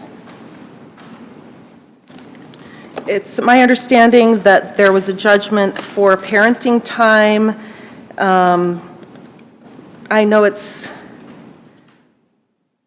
included in the record. It was on March 15th, I think that might be a mistake, 2021, I believe. And it, So in the March 15, 2021 decision, the judge says, I'm going to hit mother-father custody later. I assume that's happened, later has happened, so. well, there is a judgment for parenting time. I understand, but the judge says, I'm going to revisit mother-father custody in that March 2000. I mean, if you don't know the answer, it's fine, but the judge said they're going to do more, that she was going to do more stuff on custody after March 2021. I want to know what happened with that. So on the complaint for custody support and parenting time, on March 15th, 2022. Oh, 22, I'm sorry, I thought you said 21. The original decision was 2021, and then there's a judgment specifically for parenting time. That's okay, I think I probably misspoke. But it does discuss the parties, during summer vacation, parents shall have alternate weeks. Mother's going to have alternate weekends with the child. So the judge did make a determination about parenting time as between the parents, and it is included in the record. And that was, I'm sorry, just in terms of the sequence, that was prior to the decision on guardianship or after? After. Yeah, okay. So it looks from the record that it was exactly 1 year in between the decree for the removal of the guardian and the judgment for parenting time. For present purposes, in evaluating the impact on both the child, of the reliance on shared parenting time between mother and former guardian, we may refer to that subsequent order on custody to have an understanding of what's going on. Yes, it's complicated, Your Honor. There have been additional Adjustments? There has been additional litigation between the parties, and that's all on mass courts. If Your Honors were interested in taking judicial notice of those things. We have resort to the record of the case, and we can review that. Okay. But it would be appropriate for the court to take note that father was always willing to grant the guardian access to the child, never wanted to separate the child from access to the guardian, but he did want to parent his daughter. And so his interest in removing the guardian was so that he could parent his daughter, he could have control over her medical decisions, he could, be with her and make those parenting choices that he was entitled to make. But he always envisioned including her extended family, including the maternal grandmother in her life as visiting resources. In fact, the guardian notes in her brief that father didn't object to a visitation order if it was to be entered on behalf of the guardian. Right. Thank you. We'll hear from counsel for the child.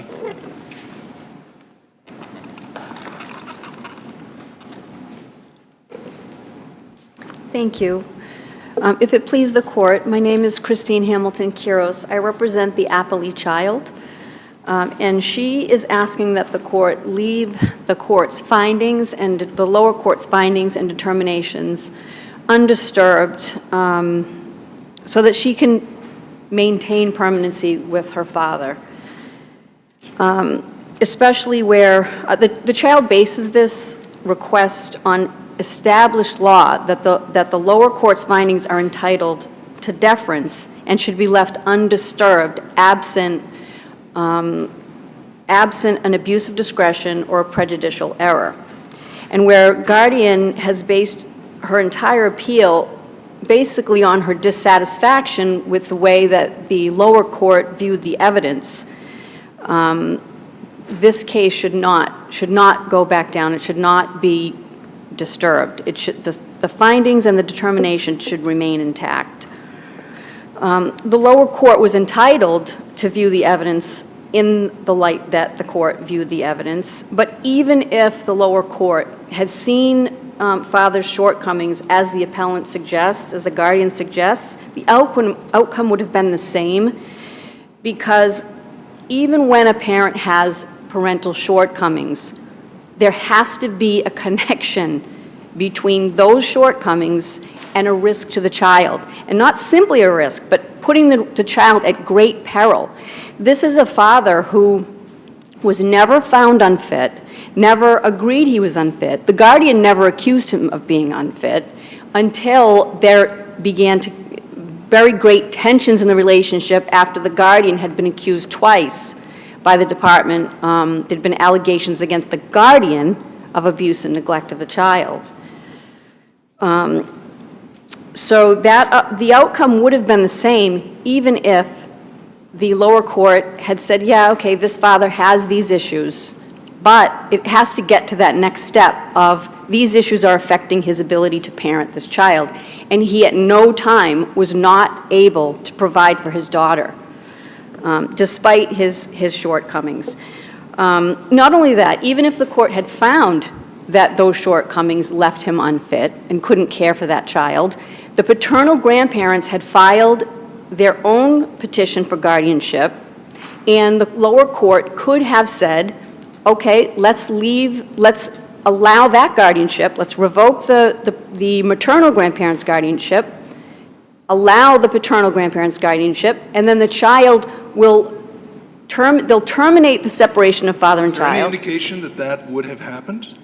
It could have happened, Judge. I understand in theory it could have happened, but why is that? I mean, why does that bear on our assessment of the judgment that the judge entered? Because the court has to go through steps when it's evaluating whether to revoke a guardianship, and that is part of the steps to find whether the parent is unfit.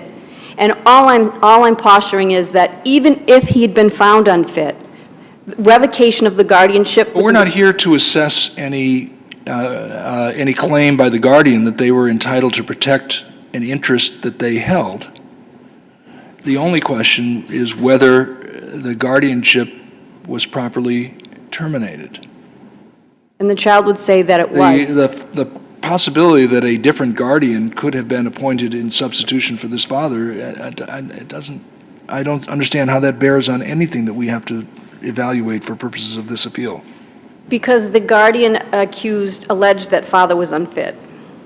Yeah, but the possibility that the father's parents would be appointed as alternative guardians doesn't bear on the father's fitness one way or the other. It does not bear on father's fitness. However, if the court had seen the evidence in the light that the appellant would like the court to see the evidence that father was unfit, it's not only whether father's unfit, it's whether he's unfit and the separation between the parents should continue. If the father was unfit, that separation could be ended by allowing the guardianship with the paternal grandparents and still allow the child access to father. If we find the father's unfit, are you saying your client would prefer a guardianship with the paternal grandparents to the maternal grandparents? Yes, that's her position. That was her position. Yes, there were issues with the guardian. There were allegations of neglect and abuse with the guardians.